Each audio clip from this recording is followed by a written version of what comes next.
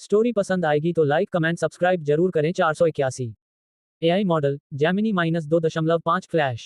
वह जू हाउ को सबक सिखाने के लिए बेचैन था। जैसे ही कार गुनिंग की नजरों से ओझल हुई, सू चेन की आकृति पलक झपकते ही अत्यंत तेजी से आगे बढ़ी और वह जू हाउ की कार के सामने एक भूत की तरह प्रकट हुई। अगर उसे ज्यादा शोर मचाने से डर नहीं लगता तो वह सचमुच एक ही मुक्के से कार को चकनाचूर कर देना चाहता। अपने दिल के गुस्से को निकालने के लिए वह ठंडी निगाहों से कार के अंदर देखता रहा, अंदर बैठे व्यक्ति के बाहर निकलने का इंतजार करता रहा। फिर उसकी हैरान निगाहों की ओर लाल रंग के कपड़े पहने एक बेहद खूबसूरत महिला ड्राइवर की सीट से बाहर निकली। उसकी खूबसूरती, उसका कद काठी, उसका स्वभाव, वह वास्तव में गुनिंग के समान थी। सू चेन जानता था कि जिस आदमी ने उसे धोखा दिया था उसके पास हुआ जिनका एक अंगरक्षक था। वह कल रात से लेकर अब तक कहीं नजर नहीं आई थी। आखिरकार आज उसने उसे देख लिया। उन्हें उम्मीद नहीं थी कि वह इतनी खूबसूरत होगी। सू चेन का गुस्सा और भी बढ़ गया। आपके पास पहले से ही इतनी खूबसूरत निजी अंगरक्षक है, आप अब भी उसकी मंगेतर पर नजर क्यों रखे हुए हैं? उसने किस प्रकार का प्रशिक्षण प्राप्त किया है? इसलिए इसमें कोई आश्चर्य नहीं कि उसने खूबसूरत गुनिंग पर जरा भी दया नहीं दिखाई। पता चला कि उनके साथ इस स्तर की एक खूबसूरत महिला मौजूद थी। वह सचमुच मरने लायक ही था। सारी अच्छी पत्ता गोभी एक सुअर ने बर्बाद कर दी थी। सू चेन ने अपनी मुठ्ठियां भींच ली, अपनी भावनाओं को दबाते हुए बस जू हाउ के प्रकट होने का इंतजार कर रहा था। उसे करारा आघात पहुंचाने के लिए उसे यह बताना ही था कि उसे नाराज करने के क्या परिणाम होंगे। क्लिक करें। रेड रोज की आंखों में अनिच्छा साफ झलक रही थी, लेकिन उसने ईमानदारी से कार का दरवाजा खोल दिया। पिछले कुछ दिनों से यातनाओं के कारण वह पागल हो गई थी। जब से जू हाउ ने उसे वह चमत्कारी दवा दी थी। एक बार जब जू हाउ कोई आदेश दे देती थी तो चाहे वह अपने दिल में कुछ भी सोचे, उसका शरीर अनियंत्रित रूप से उसका पालन करता था। इस दौरान जू हाउ ने उसे नौकरानी के रूप में काफी हद तक इस्तेमाल किया था। एक प्रतिष्ठित शीर्ष हत्यारा, मृत्यु का एक फूल जिसके हाथों में अनगिनत जिंदगियां हैं। फिर भी वह एक पुरुष के सामने झुक रही थी और गिड़गिड़ा रही थी। हॉन कियांगवेई प्रतिरोध करना चाहता था, लेकिन अंत में वह पूरी तरह असफल हो गई। ऐसा लग रहा था कि उसके पास अपनी किस्मत को स्वीकार करने के अलावा कोई और विकल्प नहीं था। जू हाउ कार से बाहर निकला, उसने सुबह की ताजी और स्फूर्तिदायक हवा में गहरी सांस ली। फिर उसने सू चेन की ओर देखा, जो कार का रास्ता रोक रही थी। कार को रोकने वाला नायक उसकी अपेक्षा से परे नहीं था। कल से लेकर अब तक इस नायक द्वारा दिया गया भावनात्मक योगदान रुका नहीं है। ये समय समय पर रिफ्रेश होता रहता था। स्पष्टतः वह उससे काफी नाराज था। वह शायद उससे लड़ना चाहता था। जू हाउ का उससे लड़ने का कोई इरादा नहीं था। हालांकि उसकी ताकत ने इस नायक को पूरी तरह से कुचल दिया। लेकिन कौन जानता था कि लड़ाई के दौरान इस आदमी को अस्थायी रूप से कोई सफलता मिल जाएगी या नहीं। अगर वह अगले लोक में भी प्रवेश कर जाता है तो उसकी अपनी ताकत ही इसे संभाल लेगी। इसमें हमेशा और भी कई कारक शामिल होंगे। लड़ाई न करना ही बेहतर था। उनके लिए लड़ाई केवल अंतिम उपाय था। अगर उसे कोई कदम उठाना ही था तो वह किसी नाजुक क्षण में ही उठाना था। उदाहरण के लिए, नायक के मृत्यु के कगार पर होने पर उसे घातक प्रहार करना, या फिर किसी अन्य मुख्य पात्र लुओ यान के खिलाफ कदम उठाना केवल बड़े लाभ प्राप्त करने के बहाने ही किया गया था। उस दौरान उन्होंने रानी यान वूमेई को वश में कर लिया था। जू हाउ को इस तरह की निरर्थक लड़ाइयों में कोई दिलचस्पी नहीं थी। इसलिए उन्होंने इस मुख्य पात्र से निपटने का एक तरीका भी सोच लिया था। उसने अपनी घड़ी पर नजर डाली, अभी समय नहीं हुआ था, उसे थोड़ा समय बिताना था। जू हाउ ने चंचल लहजे में बात की। लगता है अब भी सब ठीक चल रहा है। उसके लापरवाह भाव को देखकर सू चेन का दिल गुस्से से भड़क उठा। हालांकि कार से बाहर निकलने के बाद जू हाउ भाग नहीं सका। बदला तो होना ही था। इसके विपरीत वह जल्दी में नहीं था। हालांकि हुआ जिनके दोनों प्रतिद्वंद्वी थोड़े पेचीदा थे, लेकिन उसका हुआ जिन शिखर भयभीत नहीं था। अगर वे दोनों मिलकर भी काम करें तो भी वह उन्हें दबा सकता है। सू चेन का चेहरा बेहद उदास था। उसने ठंडे लहजे में बात की।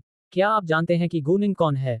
समय बिताने के इरादे से जू हाउ ने बनावटी उलझन का भाव दिखाते हुए बात की। क्या वह गु परिवार की लाडली नहीं है? गुस फार्मास्यूटिकल ग्रुप की अध्यक्ष और सबसे खूबसूरत महिलाओं में से एक।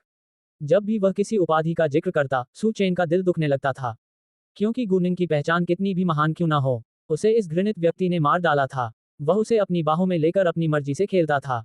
डिंग। सू चेन बेहद गुस्से में है। भावनात्मक स्तर जोड़ 999।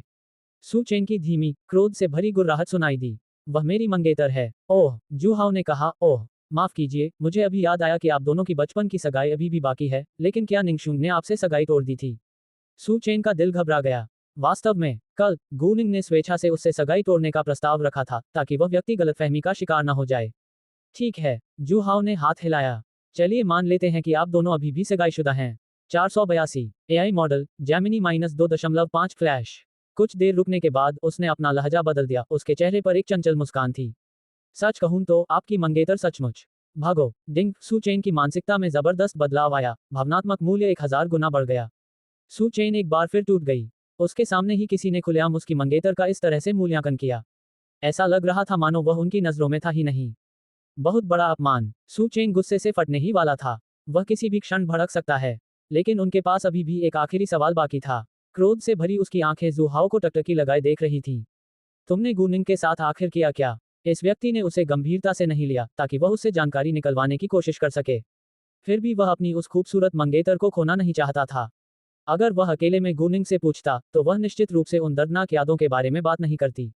आप जानना चाहते हैं? जू हाओ का चेहरा अजीब सा दिख रहा था। उसने सू चेन के सिर के ऊपरी हिस्से पर एक नजर डाली। शायद उसके द्वारा किए गए प्रहार ने उसमें किसी प्रकार की विचित्र आदत विकसित कर दी हो। इसलिए उसने जानबूझकर कहा, प्रशिक्षण के कुछ सरल तरीके। इसमें से कुछ बातें सच थीं। इसमें से कुछ बातें विशेष रूप से नायक को निशाना बनाने के लिए गढ़ी गई थीं। जब भी जू हाओ प्रशिक्षण की किसी विधि का वर्णन करता था, सू चेन कांप उठता था। अंत में उसका शरीर अनियंत्रित रूप से कांप रहा था। यह अविश्वसनीय था कि महान सुंदरियों में से एक मानी जाने वाली गुनिंग को जू हाओ द्वारा इस तरह के दुर्व्यवहार का शिकार बनाया गया था। इसमें कोई आश्चर्य नहीं कि जब गुनिंग ने जू हाओ को देखा तो उसके चेहरे पर इतना भय का भाव आ गया। उसमें तनाव की सहज प्रतिक्रिया भी थी। अपनी मंगेतर को हर रोज इस तरह से प्रशिक्षित होते देखकर सू चेन को दिल में गहरा दर्द और पछतावा महसूस हुआ। अक्षम्य। सू चेन ने अचानक ऊपर देखा। उसकी निगाहें, जिनमें हत्या का भाव भरा था, सीधे जू हाओ से मिलीं। उन्होंने प्रत्येक शब्द का स्पष्ट उच्चारण किया। तुम मरने के हकदार हो। जैसे ही आखिरी शब्द बोला गया, उसके चारों ओर की आभा अपने चरम पर पहुंच गई। वह पूरी तरह से तैयार था और जू हाओ पर हमला करने के लिए तत्पर था। सू चेन केवल अपनी मंगेतर गुनिंग के लिए न्याय पाने के लिए जू हाओ को मारना चाहता था। पहाड़ से नीचे आते समय बुरे व्यक्ति के दिए गए निर्देश, मुसीबत पैदा न करना, कानून न तोड़ना और विशेष रूप से किसी की हत्या न करना उसके दिमाग से पूरी तरह निकल गए थे। हुआजिन शिखर। रेड रोज की आंखें तेज हो गईं। इस बार उसने खुद पहल करते हुए जू हाओ के सामने कदम रखा। वह जू हाओ की रक्षा नहीं करना चाहती थी, लेकिन उसके पास कोई और रास्ता नहीं था। अगर उसने ऐसा नहीं भी किया, जू हाओ की निजी अंगरक्षक होने के नाते वह फिर भी अनियंत्रित रूप से उसकी ओर आकर्षित हो जाएगी। चूंकि उसे वैसे भी इस हुआजिन पीक विशेषज्ञ का सामना करना ही था, उसे पहले से ही सक्रिय होकर पूरी तरह तैयार रहना चाहिए, ताकि वह दुश्मन के हाथों निहत्थ ही न मर जाए। जैसे जैसे माहौल तनावपूर्ण होता गया, जानलेवा इरादे उग्र होते गए और युद्ध छिड़ने ही वाला था। जू हाओ बोला। उसे जोर जोर से गिनती गिनते हुए सुना गया। 3, 2, 1। सू चेन की आभा ठहर गई। जू हाओ का क्या मतलब था, उसे जल्द ही समझ आ गया। जैसे ही जू हाओ ने 1 तक गिनती की, पुलिस सायरन की आवाज सुनाई दी, जो करीब आती जा रही थी। कुछ ही देर में एक पुलिस कार उस समूह के पास आकर रुक गई। 2 महिला पुलिस अधिकारी कार से बाहर निकलीं। उनमें से एक का चेहरा बेहद खूबसूरत था और उसकी पुलिस वर्दी उसे वीर और जोशीली दिखा रही थी। कानून प्रवर्तन अधिकारियों का सामना करते हुए सू चेन ने अपने आत्मविश्वास को नियंत्रित किया। उसका दिमाग पूरी तरह से अस्त व्यस्त था। उसने अपनी आंखें चौड़ी कर लीं और पूरी तरह अविश्वास भरी निगाहों से जू हाओ को देखा। क्या उसने सचमुच पुलिस को फोन किया था? धिक्कार है, इस तरह से निष्पक्ष खेल नहीं खेला जाता। आप तो हुआ जिन विद्या के विशेषज्ञ हैं, हद हो गई। क्या आपको मार्शल आर्ट की दुनिया के नियम नहीं पता? मार्शल आर्टिस्ट अधिकारियों को शामिल किए बिना अपनी शिकायतों का समाधान करते हैं। लेकिन तुमने तो पुलिस को फोन कर दिया। क्या एक विशेषज्ञ के रूप में आप में थोड़ी भी ईमानदारी बची है? सू चेन ने मन ही मन खुद को कोसा। साथ ही वह बेहद गुस्से में था। वह इस आदमी को सबक सिखाने ही वाला था। अब जब पुलिस अधिकारी आ चुके थे तो उसके पास आत्मसमर्पण करने के अलावा कोई विकल्प नहीं था। उन्हें इस आदमी के साथ शब्दों का समय बर्बाद करने की बजाय बेहतर तरीके से सोचना चाहिए था। उन्हें सीधे कार्रवाई करनी चाहिए थी। बेहद गुस्सा दिलाने वाला। हालांकि इससे भी ज्यादा गुस्सा दिलाने वाली बात इसके बाद हुई। पुलिस की अग्रणी महिला अधिकारी, जिन्हें पुलिस की शोभा कहा जा सकता है, ने बस एक नजर उन पर डाली। वह सीधे उसके पास से गुजरी और जू हाओ के पास पहुंची। वहां बाहरी लोगों की उपस्थिति को देखते हुए लियू यिरान ने नियमित रूप से पूछा, राष्ट्रपति जू, क्या कुछ हुआ है? जू हाओ ने उसे कोई जवाब नहीं दिया। उसने हाथ बढ़ाकर उसे अपनी बाहों में भर लिया। ओह, लियू यिरान चौंक गई। उसे उम्मीद नहीं थी कि जू हाओ इतनी अचानक हरकत करेगा। उसने खुद को एक गर्मजोशी भरे आलिंगन में पाया। जैसे ही उसने खुद को संभाला, लियू यिरान ने महसूस किया कि उसकी ठुड्डी को ऊपर उठाया जा रहा है। फिर उसने अपनी दृष्टि में जू हाओ का चेहरा धीरे धीरे बड़ा होते देखा। वह क्षण भर के लिए स्तब्ध रह गई। 483 एआई मॉडल जेमिनी -2.5 फ्लैश। ये पहली बार नहीं था जब उसने इस तरह की किसी चीज का अनुभव किया था। दरअसल वह पहले ही जू हाओ के सामने आत्मसमर्पण कर चुकी थी। उन दोनों ने मिलकर क्या क्या नहीं किया था। सभी 18 प्रकार के ज्ञान के द्वार खुल चुके थे, लेकिन सबके सामने सार्वजनिक रूप से ऐसा करना पहली बार था। उनकी पहचान संवेदनशील थी। वह एक लोक सेवक थी। वह किसी भी कीमत पर जू हाओ के साथ अपने रिश्ते को उजागर नहीं कर सकती थी, क्योंकि वह एक विवाहित व्यक्ति था। एक बार भेद खुल जाने पर वह अब बयूरों में नहीं रह पाएगी। इसलिए जब भी वह जू हाओ के साथ होती थी, वह बेहद सतर्क रहती थी। किसी को भी कोई सुराग नहीं मिलने देना। उसे कभी उम्मीद नहीं थी कि आज जू हाओ सबके सामने ऐसा करेगा। लियू ईरान का दिमाग पूरी तरह से अस्त व्यस्त था, उसका मस्तिष्क बिल्कुल खाली था। दरअसल वह जरूरत से ज्यादा सोच रही थी। यहाँ केवल वह और जू हाओ, हॉन क्यांगवेई और उसके साथ आए पुलिस अधिकारी और मुख्य पात्र सु चेन मौजूद थे। सही मायने में सु चेन ही एकमात्र बाहरी व्यक्ति था। होन क्यांगवेई निजी अंगरक्षक थे और पुलिस अधिकारी लियू ईरान के साथ आए थे। दरअसल यह एक डेथ वॉरियर था जिसे जू हाओ ने लॉटरी से निकाला था। उसने लियू ईरान की सुरक्षा के लिए उसे बयूरो में तैनात करने की व्यवस्था की थी। इस बात को बिल्कुल भी नहीं फैलाया जाएगा। जहां तक नायक के जानने की बात है, अगर उसे पता था तो पता था। जू हाओ ने जानबूझकर उसे ये देखने दिया। अगर उसे पता चल जाए कि लियू ईरान की आईडी उसकी छोटी बहन की है, वह सोचने लगा कि उसके चेहरे पर किस तरह के भाव होंगे। ये कहने की जरूरत नहीं थी कि वह लियू ईरान की पहचान जानता था। इस समय सु चेन का चेहरा विशेष रूप से पीला पड़ गया था और वह अंदर पागल हो रहा था। धत्तेरी की, उसके बगल में एक बेहद खूबसूरत निजी अंगरक्षक खड़ा था, जो अभी अभी अपनी खूबसूरत मंगेतर के कमरे से बाहर आया था। और फिर एक साहसी और जोशीली पुलिस फ्लावर उनके दरवाजे पर आई। उनके सभी रिश्ते बहुत घनिष्ठ थे। अपनी असाधारण चिकित्सा कुशलता के बल पर वह पुलिस की खूबसूरत महिला की भौहों को देखकर ही बता सकता था कि उसमें एक युवा विवाहित महिला का आकर्षण है। वह लंबे समय से जू हाओ के साथ थी। धत्तेरी की, इस आदमी ने कितनी सुंदरियों को भ्रष्ट किया था। उनमें से हर एक देवी किसी ईश्वर के समान थी। इसे देखकर उसके मुंह में पानी आ गया। फिर भी जू हाओ उन्हें अपने हाथों में लेकर सहजता से खेल सकता था। ईर्ष्या के कारण उसे प्लास्मोलिसिस से गुजरना पड़ा। डिंग, सु चेन की ईर्ष्या भड़क उठी। भावनात्मक मूल्य जोड़ 987। बहुत समय बाद जू हाओ से अलग होना। लियू ईरान ने अपराध बोध से चारों ओर देखा। उसे अन्य राहगीरों ने नहीं देखा। रेड रोज के चेहरे पर शांति का भाव था। वह कई दिनों से जू हाओ के साथ थी। वह जू हाओ के स्वभाव को जानती थी, वहां इतनी सारी बेहद खूबसूरत महिलाएं थीं। उसे इसकी आदत हो चुकी थी। उसके साथ आई पुलिस अधिकारी ने अपना चेहरा दूसरी तरफ मोड़ लिया, मानो उसने कुछ देखा ही न हो। केवल सु चेन के चेहरे के भाव ही बदले, जो कभी हल्के तो कभी गहरे रंग के हो रहे थे। लियू ईरान को इस बात का डर नहीं था कि वह बाहर अफवाहें फैलाएगा। आखिरकार उनकी छवि वहीं स्थापित हुई थी। अगर वह कुछ कहता भी तो कोई उस पर विश्वास नहीं करता। वह उनके साथ आए पुलिस अधिकारी को लेकर चिंतित थी। अगर वह बयूरो में वापस लौटकर जू हाओ के साथ अपने संबंधों की खबर फैला देती है, तो ये परेशानी का सबब बन जाएगा। उसने जू हाओ को गुस्से भरी नजरों से देखा। अगर वह उसे याद कर रहा था, तो उसे बस उसे डेट पर जाने के लिए पूछना था। अगर इससे भी काम नहीं बनता, तो उसे कार में खींच कर ले जाना भी ठीक रहेगा। सार्वजनिक स्थान पर उसके साथ अंतरंग संबंध बनाना बहुत खतरनाक था। अब उसे उस सहकर्मी पुलिस अधिकारी के साथ वैचारिक कार्य भी करना होगा। जू हाओ ने पूरी तरह से बेपरवाह होकर उसकी ओर एक भान उठाए। फिर स्थिति समझाते हुए उसने सु चेन की ओर इशारा किया। इसी व्यक्ति ने मेरी कार रोकी और मुझे जान से मारने की धमकी दी। आपको उसे वापस ले जाकर उससे गहन पूछताछ करनी चाहिए। मुझे संदेह है कि वह किसी प्रतिद्वंद्वी द्वारा किराए पर लिया गया हत्यारा है। जू हाओ ने बिना किसी भाव के बेतुकी बातें कहीं। लियू ईरान ने अपनी आंखें घुमाईं। तुम इतने शक्तिशाली हो, तुम्हें कौन मार सकता है? हालांकि ये निश्चित था कि यह व्यक्ति जू हाओ के प्रति शत्रुतापूर्ण रवैया रखता था। उसकी कातिलाना निगाहों से यह स्पष्ट था। अगर कोई उसके प्रिय को निशाना बना रहा था, तो लियू ईरान निश्चित रूप से चुपचाप खड़ी नहीं रह सकती थी और कुछ नहीं कर सकती थी। उसका चेहरा गंभीर हो गया और उसने ठंडे स्वर में कहा, उसे यहां से ले जाओ। पास ही इंतजार कर रहे पुलिस अधिकारी ने आदेश का पालन किया। वह कुछ कदम आगे बढ़ी, हथकड़ी निकाली और सु चेन को पहनाने ही वाली थी। सु चेन ने चिल्लाते हुए मना कर दिया। आप मुझे किस आधार पर गिरफ्तार कर रहे हैं? सिर्फ उसके एक तरफा बयान के कारण क्या मैं हत्यारा हूं? वह मुझ पर झूठे आरोप लगा रहा है। चाहे यह मानहानि हो या न हो, हम इसकी पूरी तरह से जांच करेंगे। आपको फिर भी हमारे साथ आना चाहिए और जांच में सहयोग करना चाहिए। पुलिस अधिकारी की आंखें निर्मल थीं। इस व्यक्ति ने गुरु का अपमान करने की हिम्मत की, इसने स्वयं ही मृत्यु का मार्ग चुन लिया था। उसने हाथ बढ़ाकर उसे पकड़ लिया और उसके हाथों में हथकड़ी लगा दी। सु चेन यूं ही गिरफ्तार होने को तैयार नहीं था। उन्हें बहुत दुख हुआ। उसका इरादा तो जू हाओ को सबक सिखाने का था, लेकिन उसने अभी तक कोई कदम नहीं उठाया था, है ना? इन दोनों महिलाओं के आने के समय से जू हाओ जानता था कि वह उसके लिए हानिकारक साबित होगा, इसलिए उसने गुनिन के घर पर रहते हुए ही पुलिस अधिकारी को फोन कर दिया था। अभी उससे बात करना सिर्फ समय बिताने का एक तरीका था, उसके साथ बंदर जैसा व्यवहार करना था। इस क्षण उसने अपने प्रति शहर की गहरी दुर्भावना को महसूस किया। पहाड़ों में स्थिति कहीं बेहतर थी, शहर की चालें वाकई बहुत गहरी थीं। क्या तुम गिरफ्तारी का विरोध करना चाहते हो? जब पुलिस अधिकारी ने देखा कि वह सहयोग नहीं कर रहा है, तो उसकी आंखों में एक अजीब सी ठंडक छा गई। उसका एक हाथ उसकी कमर तक पहुंचा, मानो वह अपनी बंदूक निकालने की तैयारी कर रही हो।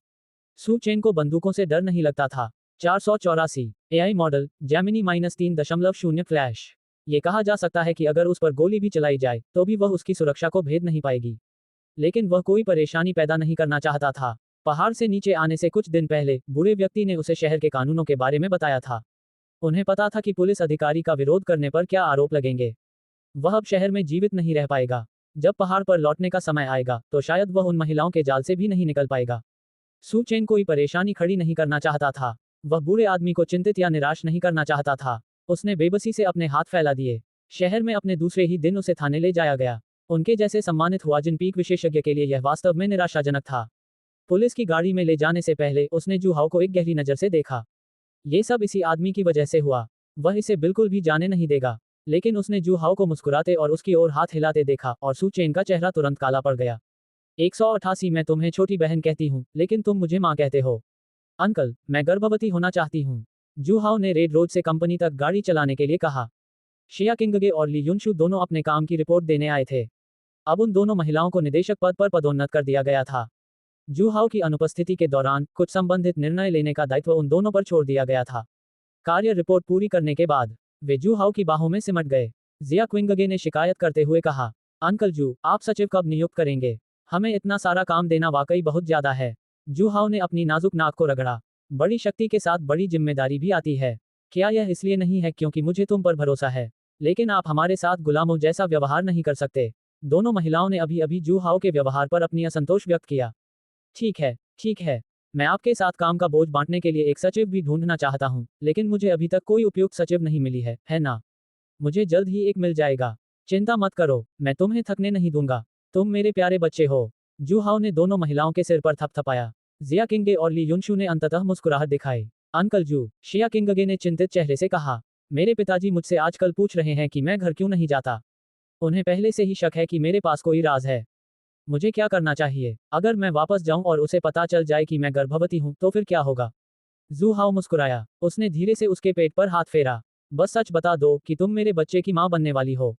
शिया किंगगे ने उसे वुमेई की तरह आंखें घुमाकर जवाब देने से खुद को नहीं रोका।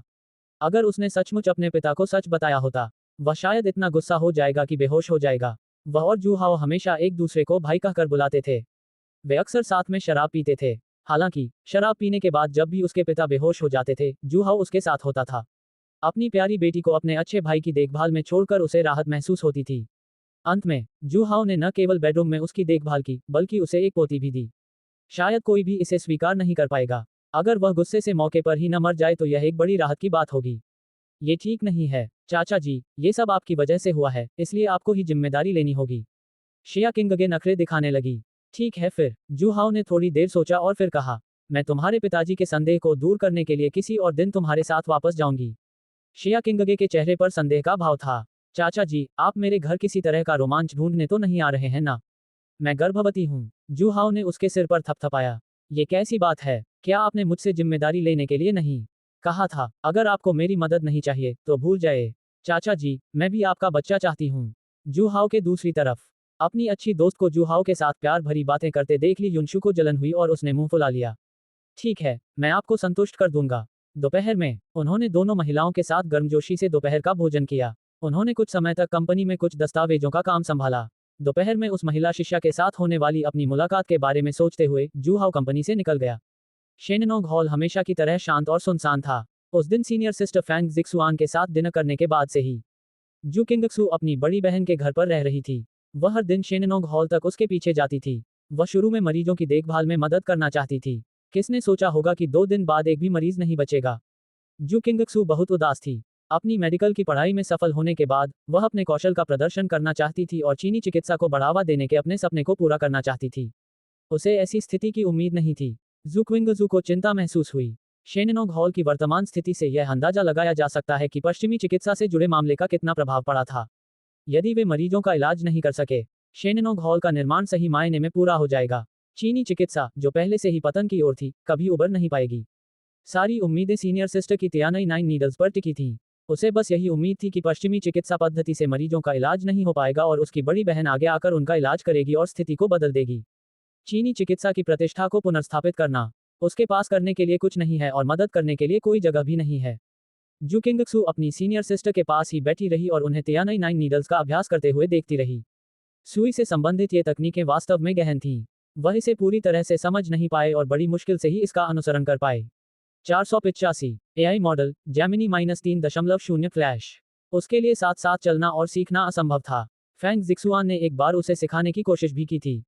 उसने अपने गुरु से सुना था कि इस छोटी बहन की प्रतिभा उससे भी कहीं अधिक थी। उसने सोचा कि अगर वह उसे भी सीखने दे तो शायद वह तियानई नाइन नीडल्स में उससे भी जल्दी महारत हासिल कर लेगी। तब वह शेननोंग हॉल का प्रतिनिधित्व करके लोगों की जान बचा सकती थी। जू किंगक्सू जू हाओ की बेटी थी, इसलिए किसी बाहरी व्यक्ति को सुई धागे की तकनीक सिखाने में कोई समस्या नहीं थी। लेकिन वह निराश थी। फैंग जिक्सुआन ने पाया कि वह उस विशेष भावना को सिखा नहीं सकती थी।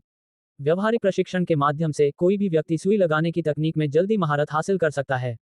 अन्यथा इसे केवल ध्यान के माध्यम से धीरे धीरे ही समझा जा सकता है। उस तरह से गति बहुत धीमी हो जाएगी। इसे सीखने में कई साल लग जाएंगे। तब तक बहुत देर हो चुकी होगी। वरिष्ठ बहन, आपने अभी तक मुझे यह नहीं बताया कि आपने जिस नए गुरु को नियुक्त किया है वह कौन है। बस मुझे बता दो, मैं वादा करता हूं कि मैं किसी और को नहीं बताऊंगा। फैंग जिक्सुआन ने सुई धागे से जुड़े कुछ अभ्यास पूरे कर लिए। जू किंगक्सू एक कप चाय लेकर आए और उत्सुकता से पूछा। पिछले 2 दिनों में उसने कितनी बार यह सवाल पूछा था, यह उसे खुद भी नहीं पता था। लेकिन उसकी बड़ी बहन ने इस बारे में कभी कुछ नहीं कहा। फैंग जिक्सुआन जितना कम बोलती थी, उसकी जिज्ञासा उतनी ही बढ़ती जाती थी। क्या ये किसी गुरु से मुकाबला करने जैसा नहीं है? यह कोई शर्मनाक रहस्य नहीं है। ऐसी कौन सी बात है जिसे कहा नहीं जा सकता? जब भी ऐसा होता, फैंग जिक्सुआन विषय बदल देती थी। किंग शुए, क्या तुमने पिछली बार मैंने जो कहा था उस पर विचार किया? अपने पिता से संपर्क करने की कोशिश करो और तुम दोनों के बीच की गलतफहमी को दूर करो। बहुत खूब, लीजिए, फिर से वही शुरू हो गया। जू क्विंगजू अवाक थी। उसे समझ नहीं आ रहा था कि उसकी बड़ी बहन को क्या हो गया था। इससे पहले वह मजबूती से उसके साथ खड़ी रही और उसका समर्थन करती रही।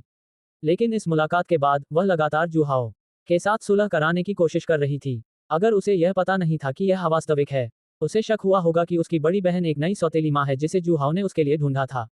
अन्यथा वह इतनी गंभीर और मेहनती क्यों होती? अपने परिवार को सौहार्दपूर्ण रहने के लिए प्रोत्साहित करना। जू क्विंगजू ने कड़वी मुस्कान दी। वरिष्ठ बहन, इस बारे में सोचने की कोई जरूरत नहीं है। मैं जू हाओ को आपसे बेहतर जानती हूँ। हमारे बीच कोई गलतफहमी नहीं है।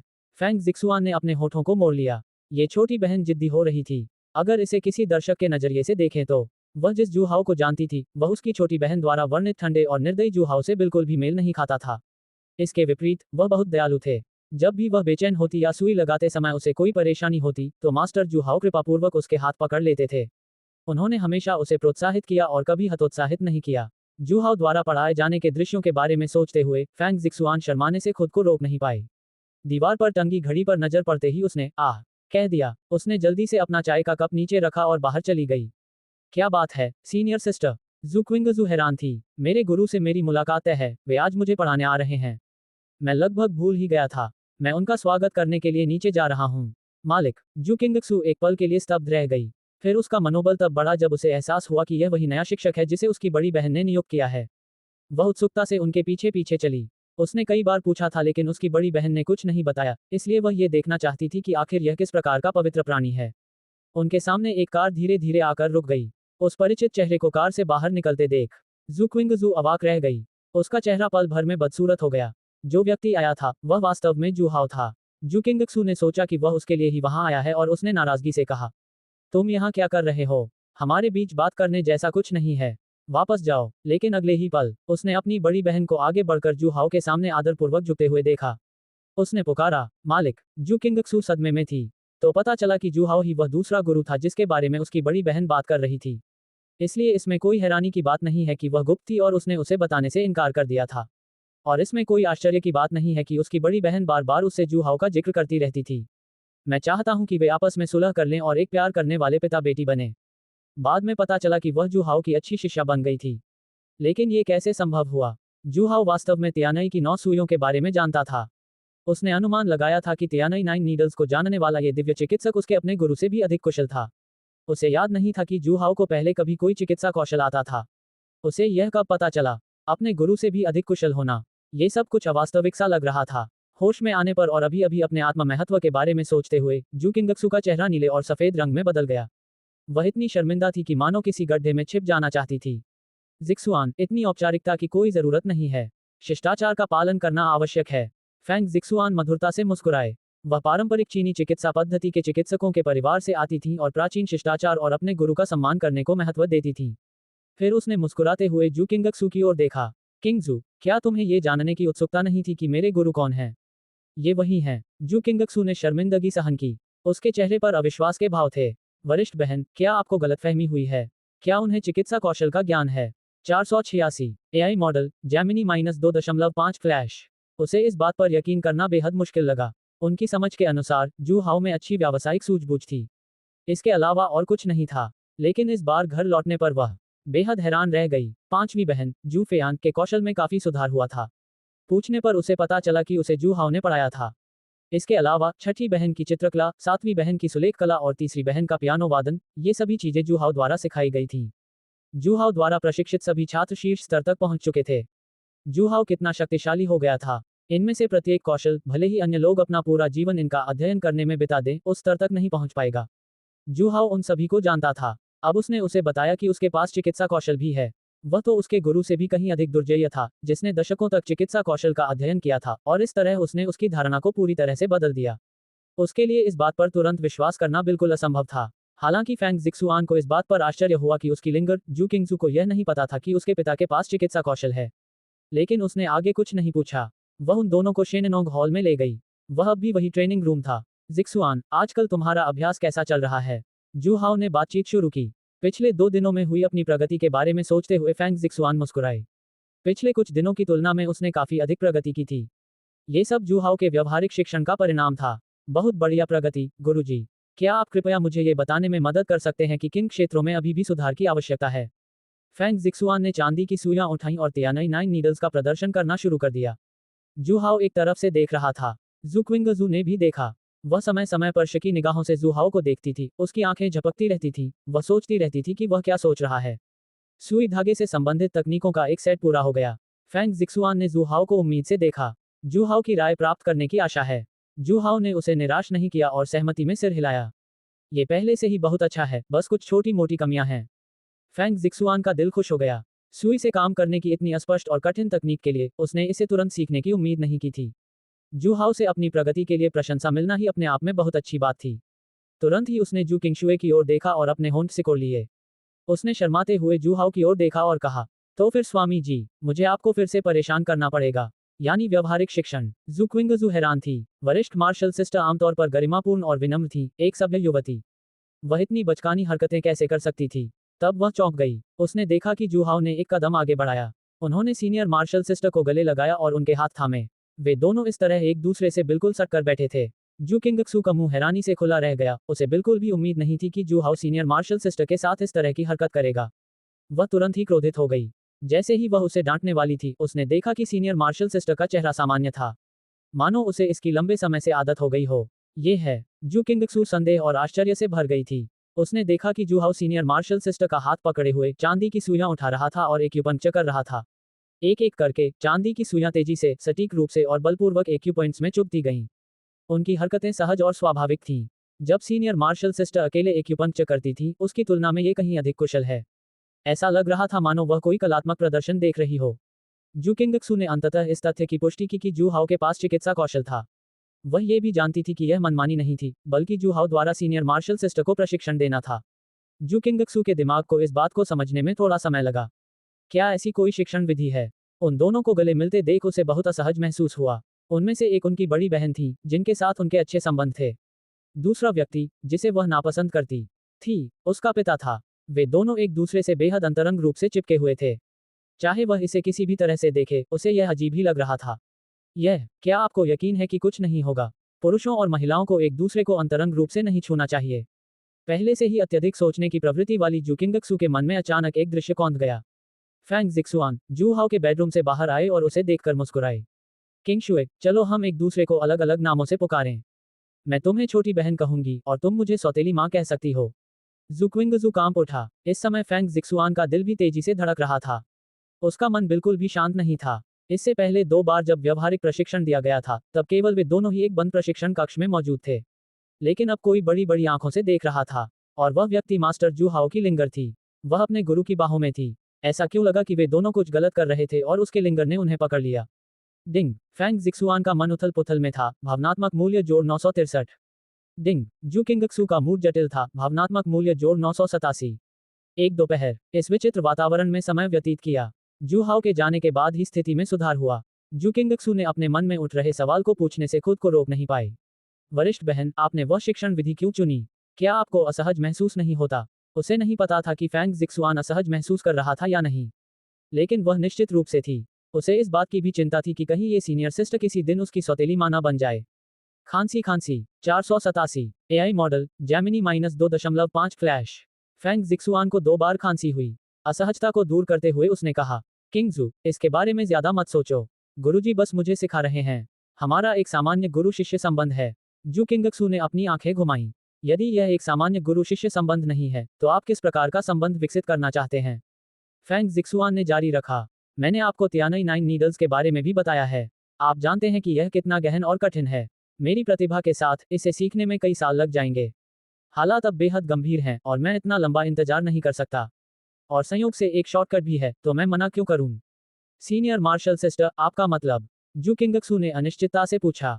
ये सही है, फैंग जिक्सुआन ने सकारात्मक उत्तर दिया। ये गुरुजी का प्रत्यक्ष शिक्षण है। गुरुजी का शिक्षण बहुत प्रभावशाली है। गुरुजी द्वारा एक बार तकनीक का मार्गदर्शन करने मात्र से ही बहुत सुधार होगा।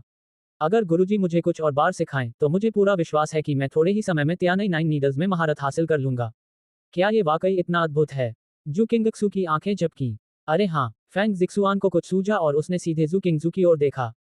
क्या हुआ? जू किंगक्सू उसकी निगाहों से थोड़ी असहज महसूस कर रही थी। किंगजू, तुम्हारी चिकित्सा प्रतिभा मुझसे भी कहीं अधिक है। यदि तुम कुछ समय तक गुरुजी के व्यवहारिक शिक्षण का अनुसरण करो, तो क्या तुम तियानई 9 नीडल्स मुझसे भी जल्दी नहीं सीख जाओगी?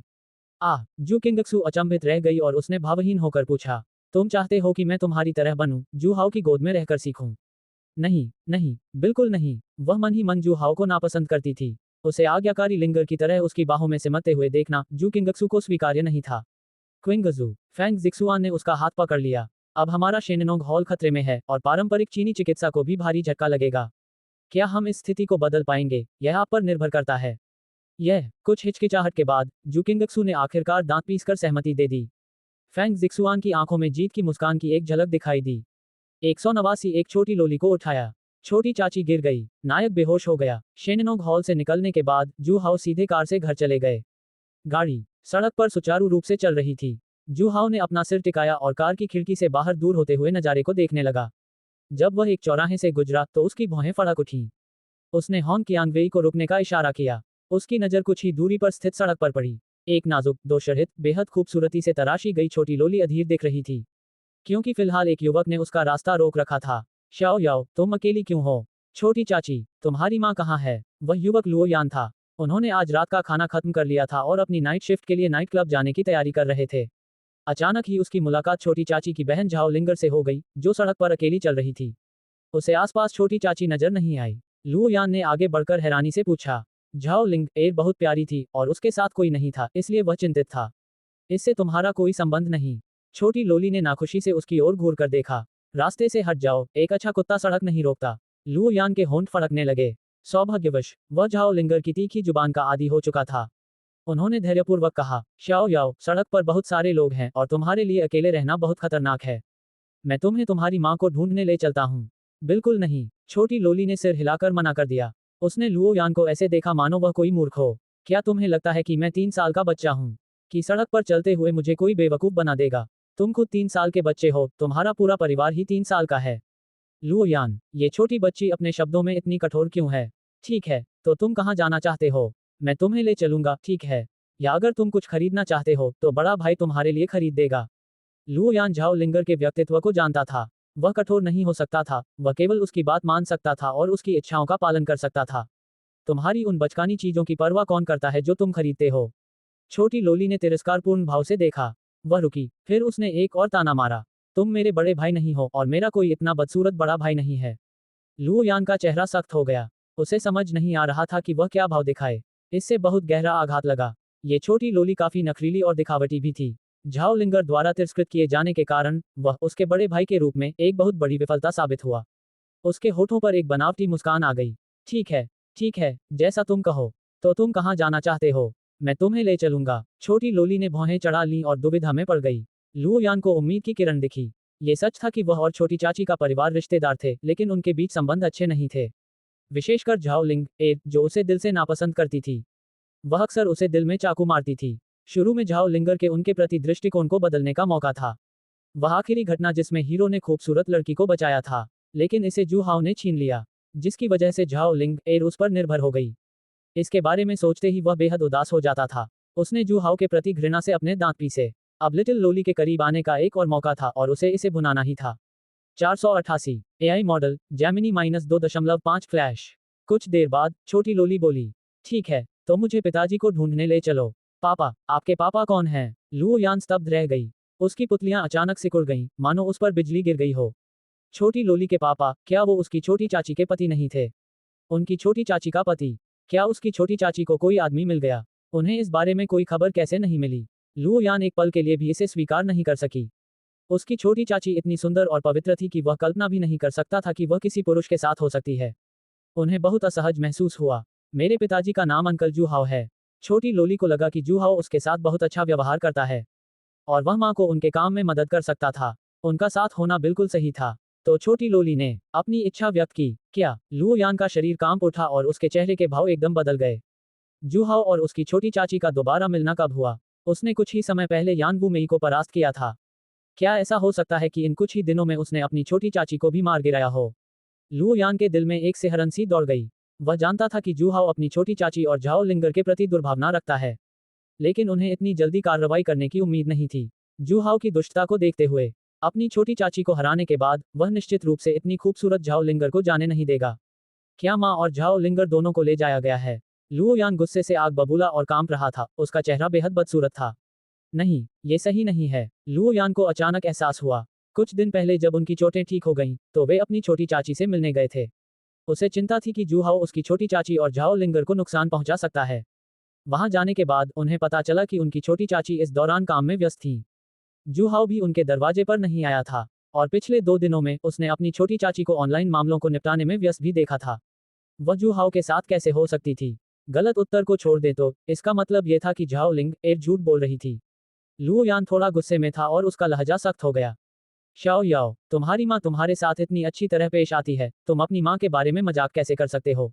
छोटी लोली ने मुंह फुला लिया। खैर, मम्मी और मामा तो देर सवेर साथ हो ही जाएंगे। मैं तो बस पापा को पहले से ही याद कर रहा हूँ, इससे क्या फर्क पड़ता है? लुओ यान को ऐसा लगा जैसे उसका दिल खून से लथपथ हो गया हो। उसका मतलब क्या था जब उसने कहा कि उसकी छोटी चाची को जूहाओ के साथ होना चाहिए? क्या इसका मतलब यह नहीं होगा कि उसका दुश्मन जूहाओ उसकी छोटी चाची का पति बन जाएगा? लुओ यान ने बिल्कुल भी सहमत होने से इनकार कर दिया। जूहाओ किस तरह का व्यक्ति था? देखने में वह सौम्य और सभ्य प्रतीत होता था, लेकिन गुप्त रूप से वह निर्दयी था। जूहाओ एक बूढ़ा विकृत मानसिकता वाला व्यक्ति भी था। वह कई ऐसी महिलाओं के बारे में जानता था जिनके साथ उसके संबंध थे। उनकी पत्नी यान वूमेई और यानडेरे होंगकेयांगवेई, ये तो वे लोग थे जिनके बारे में उसे पता था। कौन जानता था कि गुप्त रूप से और कितने लोग मौजूद थे? वह अपनी छोटी चाची को आग के गड्ढे में कूदते हुए कैसे देख सकता था? झाओ लिंगर जूहाओ पर बहुत अधिक निर्भर थी। उसे उचित शिक्षा प्राप्त करने की सख्त जरूरत थी। शाओ याओ, असल में जूहाओ तुम्हारा वो चाचा ऊपर से जितना अच्छा दिखता है उतना अच्छा है नहीं। असल में उसके इरादे तुम्हारे और तुम्हारी माँ के प्रति बुरे हैं। लुओ यान ने गंभीरता से बात की और धैर्यपूर्वक उसका मार्गदर्शन किया। छोटी लोली ने अपना सिर झुकाया। आपका मतलब है, आप मेरे और माँ के प्रति बहुत अच्छे हैं? बिल्कुल, लुओ यान ने गंभीरता से कहा। मैं हमेशा तुम्हारी रक्षा करूंगा और तुम्हें किसी भी तरह का नुकसान नहीं होने दूंगा। लेकिन छोटी लोली के लहजे में बदलाव आया। चाचा आपसे ज्यादा सुंदर हैं। लुओ यान का चेहरा काला पड़ गया। वह लगभग बेहोश हो गई और अनिच्छा से बोली। जूहाओ की छवि पूरी तरह से एक छलावा है। वह गुप्त रूप से कपटी और धूर्त है। चाचा आपसे ज्यादा सुंदर हैं। जूहाओ एक नीच आदमी है जिसके कई महिलाओं के साथ संबंध हैं और वह तुम्हारे और तुम्हारी माँ की भावनाओं के साथ धोखा कर रहा है। चाचा आपसे ज्यादा सुंदर हैं। जूहाओ का किरदार, चाचा आपसे ज्यादा सुंदर हैं। छोटी लोली को यह वाक्य दोहराते हुए सुनकर लुओ यान लगभग पागल हो गई थी। दिखावट को लेकर जुनूनी लोग सचमुच डरावने होते हैं। क्या वह पहले से थोड़ा ज्यादा आकर्षक नहीं लग रहा है? इसमें इतनी खास बात क्या है? क्या आकर्षक होना किसी को अपनी मनमर्जी करने की आजादी दे सकता है? चाचा, छोटी लोली की आंखें चमक उठी जब उसने आगे एक परिचित आकृति को देखा और वह दौड़कर उसके पास गई। लुओ यान ने भौहें चढ़ाईं। उसने मुड़कर देखा और संयोगवश उसने देखा कि जूहाओ ने अपनी बाहें खोली और आसानी से लिटिल लोली को गले लगा लिया। डिंग, लुओ यान को गुस्सा आया। भावनात्मक मूल्य जोड़ 951। परिचित गर्मजोशी भरे आलिंगन को महसूस करते हुए नन्ही लोली ने अपनी आंखें सिकुड़ी और उसकी बाहों में सिमट गई। अंकल, शियाओ याओ ने आखिरकार आपको देख लिया। ही, तुम यहाँ क्यों हो? तुम्हारी माँ कहाँ है? जूहाओ ने उसे थपथपाया और पूछा। मम्मी काम में व्यस्त हैं। छुट्टियों के दौरान मैं घर पर ऊब गया था, इसलिए मैं बाहर आकर अंकल से मिलना चाहता था। मुझे उम्मीद नहीं थी कि वह आदमी मुझे अंकल को ढूंढने से रोकेगा। ये बहुत ही परेशान करने वाला था। छोटी लोली ने गुस्से से अपने गाल फुलाते हुए कहा। लुओ यान का चेहरा सख्त हो गया। उस आदमी से उसका क्या मतलब था? 489 एआई मॉडल जेमिनी -2.5 फ्लैश। मैं तुम्हारा बड़ा भाई हूँ। क्या तुम अकेले ही चुपके से बाहर निकल गए थे? हाँ, मुझे अंकल की याद आ रही थी। जू हाओ ने उसे मारा और सख्ती से कहा, क्या तुम्हें पता है कि अकेले बाहर निकलना तुम्हारे लिए कितना खतरनाक है? अगर तुम्हें मेरी याद आ रही थी, तो तुमने मुझे फोन क्यों नहीं किया? मैं किसी को तुम्हें लेने भेज दूंगा। क्या तुम्हें पता है कि अगर तुम्हारी माँ को पता चला कि तुमने ऐसा किया है तो वह कितनी परेशान होंगी? शाओ याओ जानती है कि वह गलत थी। चाचा जी, कृपया गुस्सा मत होइए, ठीक है? जू हाओ के सख्त चेहरे को देखकर छोटी लोली घबरा गई और उसने तुरंत अपनी गलती स्वीकार कर ली। लुओ यान ने यह दृश्य देखा और उसे अपने जीवन पर संदेह होने लगा।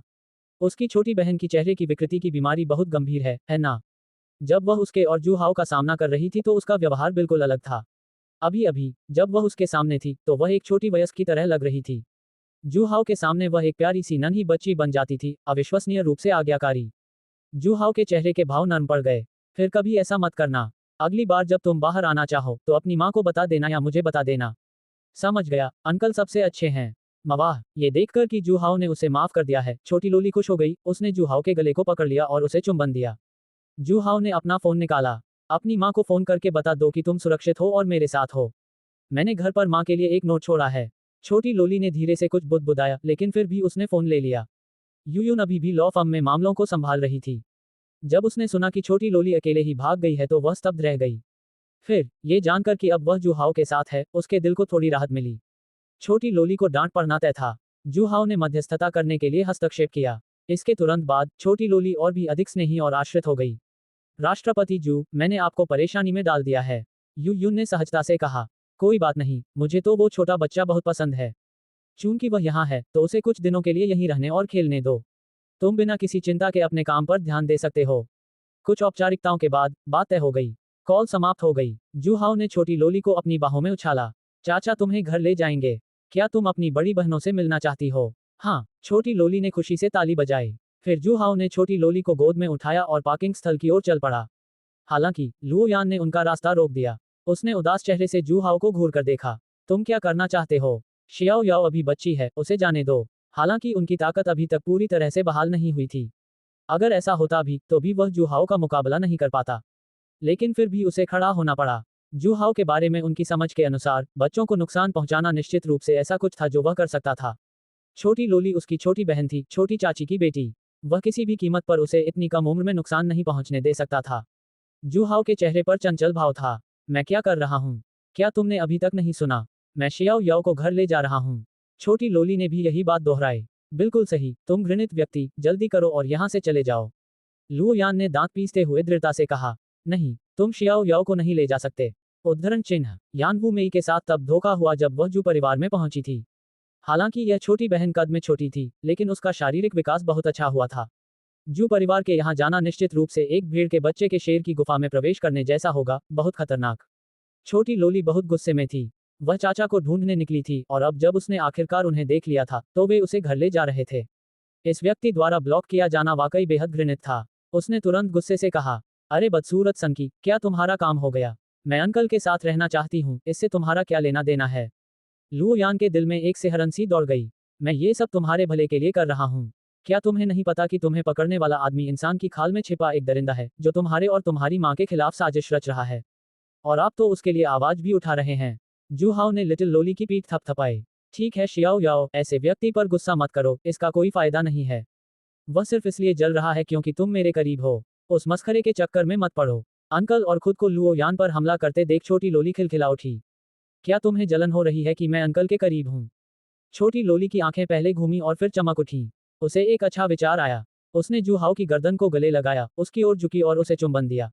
उसने लुओ यान की ओर मुड़कर देखा और सचमुच उसका चेहरा और भी बदसूरत हो गया। इसलिए उसने एक बार फिर जू हाओ के प्रति अपनी निकटता व्यक्त की। लुओ यान की आंखें लाल हो गईं। आपका क्या मतलब है कि मुझे इस बात से जलन हो रही है कि मेरी छोटी बहन आपके साथ है? मुझे डर है कि मेरी छोटी बहन को आपसे नुकसान पहुंच सकता है, ठीक है? अपनी छोटी बहन को लगातार जू हाओ के प्रति स्नेह प्रदर्शित करते हुए देखकर लुओ यान को आश्चर्य होने लगा। क्या जू हाओ जानबूझकर अपनी छोटी बहन को उकसा रहा है? बहुत संभावना है कि यह जू हाओ की शैली है।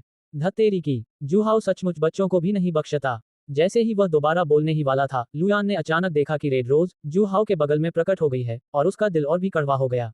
रेड रोज उसी दौर की एक शीर्ष हत्यारी थी। उसकी प्रतिष्ठा उससे भी कहीं अधिक थी, फिर भी वह जू हाओ की निजी अंगरक्षक बन गई थी। उनके बीच पहले जो दुश्मनी और दोस्ती का रिश्ता था, अब वह सिर्फ शत्रुतापूर्ण ही रह गया था। उसे भयावह हत्या के इरादे ने घेर लिया। 490 एआई मॉडल जेमिनी -2.5 फ्लैश। इससे लुओ यान तुरंत ही गतिहीन हो गया, जिसकी ताकत अभी तक वापस नहीं आई थी। जू हाओ इतराते हुए लिटिल लोली को पकड़े हुए उसके पास से गुजर गया। जब जू हाओ कार के दरवाजे तक पहुंचा, तभी रेड रोज ने उससे बात की और उसे चेतावनी दी। अगर तुमने दोबारा गुरु का विरोध करने की हिम्मत की, तो मैं तुम्हें निश्चित रूप से मार डालूंगा। उसने उसे ठंडी निगाहों से देखा। वह झटपट कार के दरवाजे पर गई और जू हाओ के लिए दरवाजा खोल दिया। कार को आंखों से ओझल होते हुए देखना। लुओ यान गुस्से से आग बबूला हो गया और दांत पीसने लगा। वह अपने प्रियजनों की रक्षा करने में असमर्थ होने के कारण खुद से नफरत करता था। डिंग, लुओ यान गुस्से से जल रही है। भावनात्मक मूल्य जोड़ 999। कार जू परिवार के विला में घुस गई। जब जू हाओ छोटी लोली का हाथ पकड़े हुए प्रकट हुआ, तो पूरा परिवार स्तब्ध रह गया। सातवीं शरारती बेटी जू हुआई ने छोटी लोली का निरीक्षण किया, फिर जू हाओ को ध्यान से देखा। पिताजी, आप इतनी प्यारी छोटी बहन को कहां से ले आए? क्या वह आपकी नाजायज संतान है? जू हाओ ने उसके सिर पर थपथपाया। ये कैसी बकवास कर रहे हो? ये मेरी दोस्त की बेटी है। काम में व्यस्त है, इसलिए थोड़ी देर के लिए हमारे घर खेलने आई है। उसे धमकाने की हिम्मत मत करना। जू हुआई ने अपना सिर ढक लिया। उसकी आंखों में निराशा झलक रही थी। उसे लगा था कि वह पिता की नाजायज बेटी है। वह सबसे छोटी बहन होने की अपनी पहचान को तुरंत त्याग सकती थी। छोटी बहन, तुम्हारा नाम क्या है? इसी समय जू शिकिंग वहां पहुंची। उसने छोटी लोली का हाथ पकड़ा और विनम्रता से पूछा। पास ही खड़ी जू फयान ने देखा कि छोटी लोली का शरीर बेहद सुविकसित था। उसका शरीर उससे भी कहीं अधिक सुडौल था। और वह दंग रह गई। ये छोटा बच्चा आमतौर पर क्या खाता था? उसका विकास बहुत ही अन्यायपूर्ण था। मेरा नाम यू शियाओटियन है। नमस्कार बहनों, आप सभी बहुत सुंदर हैं। जू हुआई खुशी से झूम उठी। उसे छोटी लोली की बातें सुनना बहुत अच्छा लगता था और उसने तुरंत अपने पसंदीदा स्नैक्स निकालकर छोटी लोली के साथ बांटने शुरू कर दिए। छोटी लोली शर्मीली नहीं थी और अपनी हम उम्र लड़कियों से कहीं अधिक समझदार थी। वह जल्दी ही बहनों से घुल मिल गई। इस दौरान पुलिस स्टेशन के उस छोटे से काले कमरे में दो पुलिस अधिकारी सू चेन से पूछताछ कर रहे थे। लियू यिरान जू हाओ के सौंपे गए कार्य को भूली नहीं थी और सू चेन से पूछताछ कर रही थी। सू चेन को वापस पुलिस स्टेशन लाने के बाद उसने उसे अपने दो अधीनस्थों के हवाले कर दिया और पूछताछ के लिए उसे छोटे काले कमरे में बंद कर दिया। उससे पूरे दोपहर भर पूछताछ की गई थी। हालांकि इनमें से अधिकांश यातना उपकरणों का उन पर कोई प्रभाव नहीं पड़ा, लेकिन वे अपमानजनक थे। सू चेन चाहे जैसे भी समझाए, दोनों पुलिस अधिकारियों ने उनकी बात नहीं सुनी। वे उससे लगातार पूछते रहे कि उसने जू हाओ पर हमला क्यों किया और उसे किस गुट ने भेजा था। सू चेन इस पीड़ा से लगभग पागल हो गया था। तभी उसने दो पुलिस अधिकारियों को आपस में बात करते सुना। पता चला कि उसे गिरफ्तार करने वाली पुलिसवाली का नाम लियू यिरान था। लियू यिरान, कितना जाना पहचाना नाम है। अचानक सू चेन का शरीर अकड़ गया। उसकी आंखें चौड़ी हो गईं। क्या वह उसकी छोटी बहन नहीं है? 190 जूनियर सिस्टर ने भी आवेदन किया। प्रशिक्षित महारानी की सेवा। छोटे काले कमरे में एक पुलिस अधिकारी ने चाबुक उठाया और उसे जोर से मारा, जो कुर्सी से बंधे सू चेन पर लगा और स्नैप की आवाज आई। कुर्सी से बिजली के झटके जैसी झंझनाहट की आवाज भी आ रही थी। सू चेन पर एक के बाद एक कई तरह की यातनाएं दी गईं। ईमानदारी से कबूल करो, तुम्हें किस गुट ने भेजा है? तुम जू ग्रुप के अध्यक्ष जू को नुकसान क्यों पहुंचाना चाहते हो?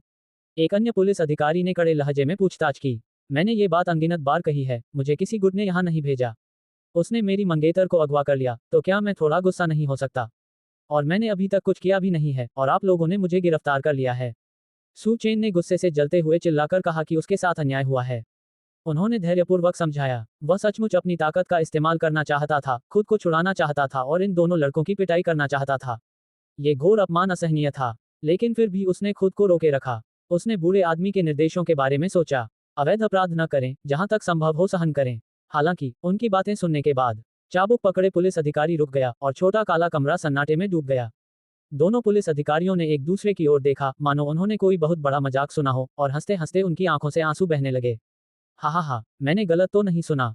क्या उसने सच में कहा कि राष्ट्रपति जू उसकी मंगेतर को चुरा लेंगे? क्या वह पागल हो गया है? राष्ट्रपति जू का एक परिवार है, एक अतुलनीय रूप से सुंदर पत्नी है और 7 बेटियां हैं जो सभी बेहद खूबसूरत हैं। और वह अपनी पत्नी से बहुत प्यार करता है, जिसे पहले समर्पित पुरुष के रूप में जाना जाता है। क्या वह आपकी मंगेतर में दिलचस्पी लेगा? कहानी गढ़ते समय भी कम से कम उसे विश्वसनीय तो बनाएं। राष्ट्रपति जू किस तरह के व्यक्ति हैं? उनका व्यवहार सौम्य और सौम्य है। वे अक्सर दान पुण्य कार्यक्रमों में भाग लेते हैं और जन कल्याण कार्यों में लगे रहते हैं। वे इतने अच्छे इंसान हैं, वे किसी और की मंगेतर को छीनने जैसा काम कैसे कर सकते हैं? अब मुझे कुछ हद तक यकीन हो रहा है कि उसे किसी और ने नहीं भेजा था। भला कोई मानसिक रूप से अस्थिर व्यक्ति को काम पर क्यों रखेगा? कुर्सी पर जकड़ी हुई सू चेन स्तब्ध रह गई। दोनों पुलिस अधिकारियों की बातचीत के माध्यम से उसे अंततः उस व्यक्ति की पहचान पता चली जिसने उसे धोखा दिया था। वह वास्तव में $1 ट्रिलियन के समूह के सीईओ थे। उनकी पत्नी और बेटियां थीं। उनकी 2 सबसे छोटी बेटियां कॉलेज से स्नातक होने वाली थीं।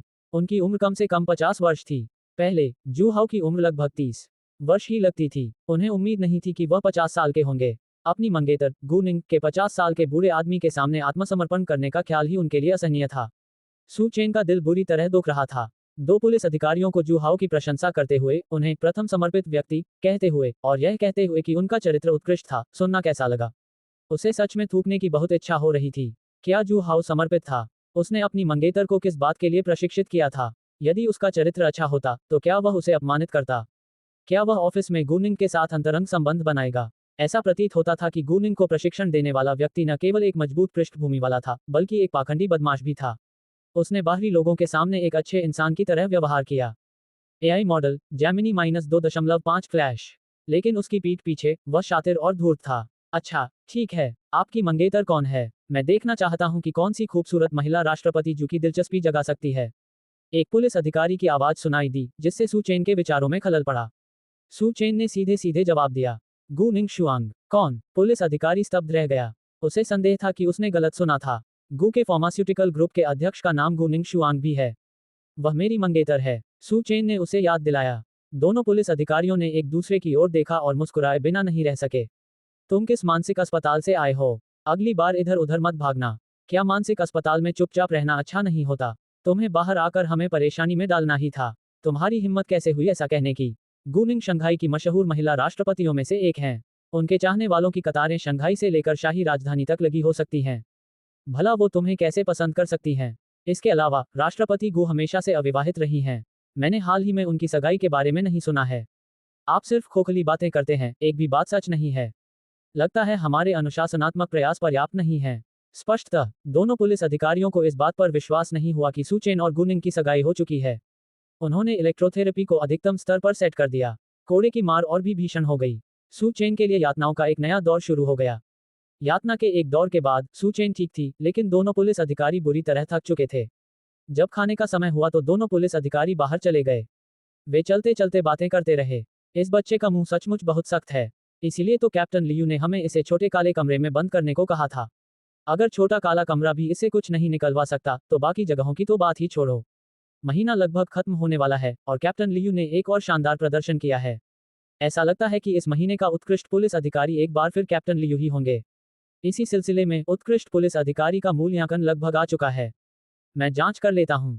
एक पुलिस अधिकारी ने अपना फोन निकाला और आंतरिक वेबसाइट खोली। उत्कृष्ट पुलिस अधिकारी मूल्यांकन में प्रथम स्थान, लियू ईरान।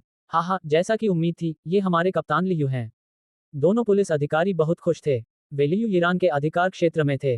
लियू ईरान को मिली इस प्रतिष्ठा ने उन्हें गर्व का अनुभव कराया।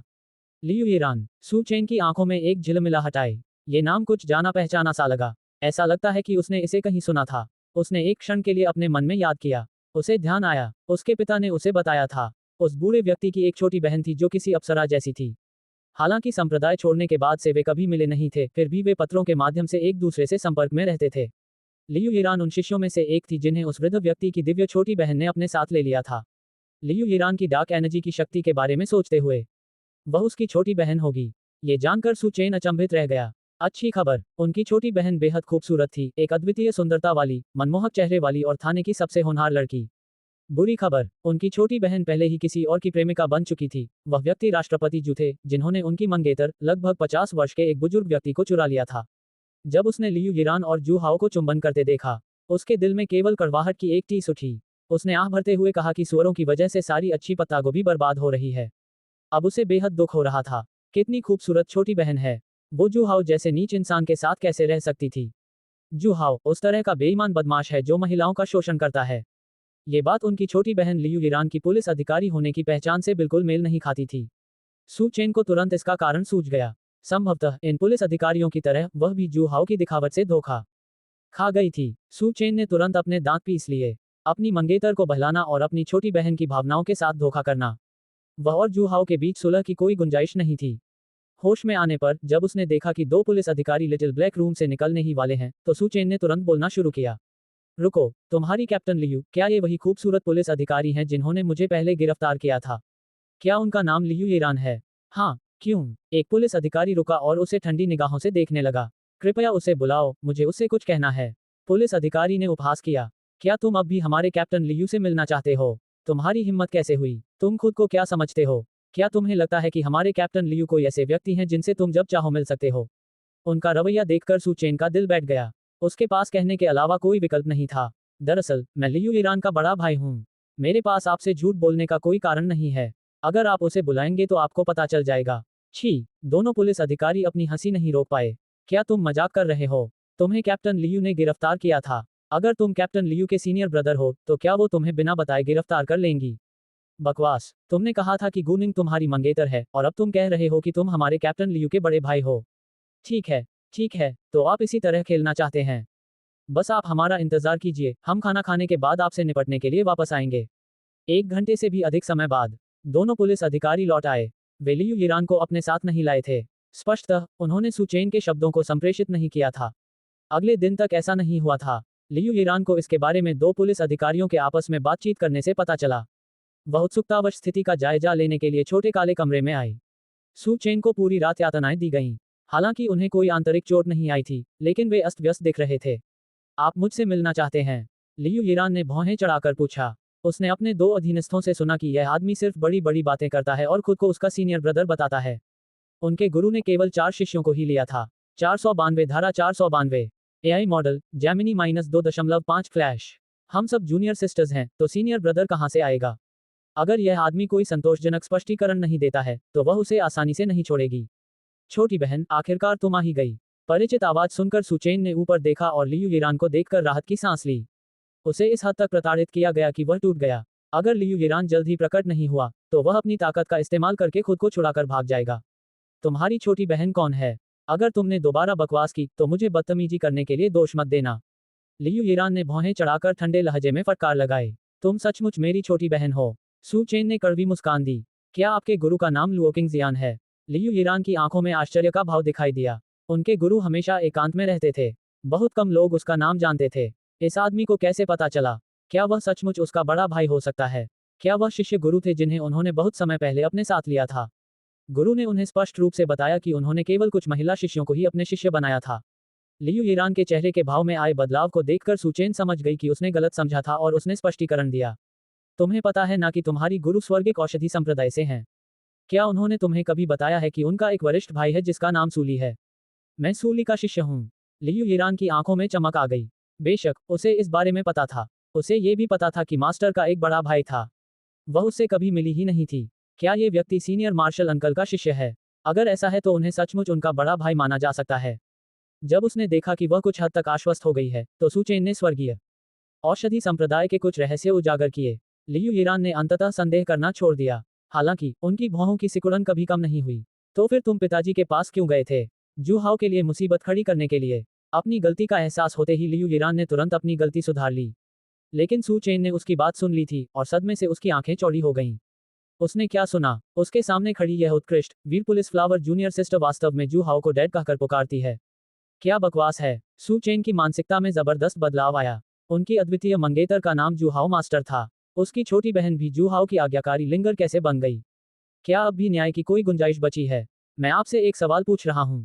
अगर आप स्पष्ट रूप से जवाब नहीं देंगे, तो चाहे आप मेरे बड़े भाई ही क्यों न हो, मैं आपको जाने नहीं दूंगा। लियू ईरान की आवाज अभी भी ठंडी थी। सू चेन उदास महसूस कर रही थी। ये जानते हुए भी कि वह उसका बड़ा भाई था, उसने उसे जाने नहीं दिया। उसके दिल में उसका स्थान जू हाओ के स्थान से बिल्कुल अतुलनीय था। ताजे फूलों के लिए शून्य। उन्होंने कड़वाहट से कहा, मैं सचमुच उस जू हाओ से पंगा नहीं लेना चाहता था। मैं अपनी मंगेतर को ढूंढने पहाड़ से नीचे आया था और जू हाओ मेरी मंगेतर को मुझसे छीन ले गया। मैं बहुत गुस्से में थी और उसे सबक सिखाने की योजना बना रही थी, लेकिन इससे पहले कि मैं कुछ कर पाती, छोटी बहन, तुम लोगों को बुला लाई। सू चेन को अब भी इस बारे में बात करते समय दुख महसूस हो रहा था। ये सब क्या है? जू हाओ द्वारा अपनी मंगेतर के साथ छेड़छाड़ करना ठीक था। इसके बजाय पीड़ित पक्ष को गिरफ्तार कर यातनाएं दी गईं। डिंग! सू चेन की मानसिकता ध्वस्त हो गई। भावनात्मक मूल्य जोड़ 999। लियू ईरान ने अपनी ठुड्डी पर हाथ फेरा। वह जू हाओ के चरित्र को जानती थी। उसके आसपास काफी महिलाएं थीं। वह पहले भी इस बात पर अपना आपा खो चुकी थी। लेकिन फिर भी वह उसकी तीव्र भावनाओं के आगे झुक गई। इसलिए ये सुनकर कि जू हाओ उसकी मंगेतर को ले गया है, लियू ईरान को इस पर कोई संदेह नहीं हुआ। क्या गू निंग सचमुच आपकी मंगेतर है? सू चेन ने सहमति में सिर हिलाया।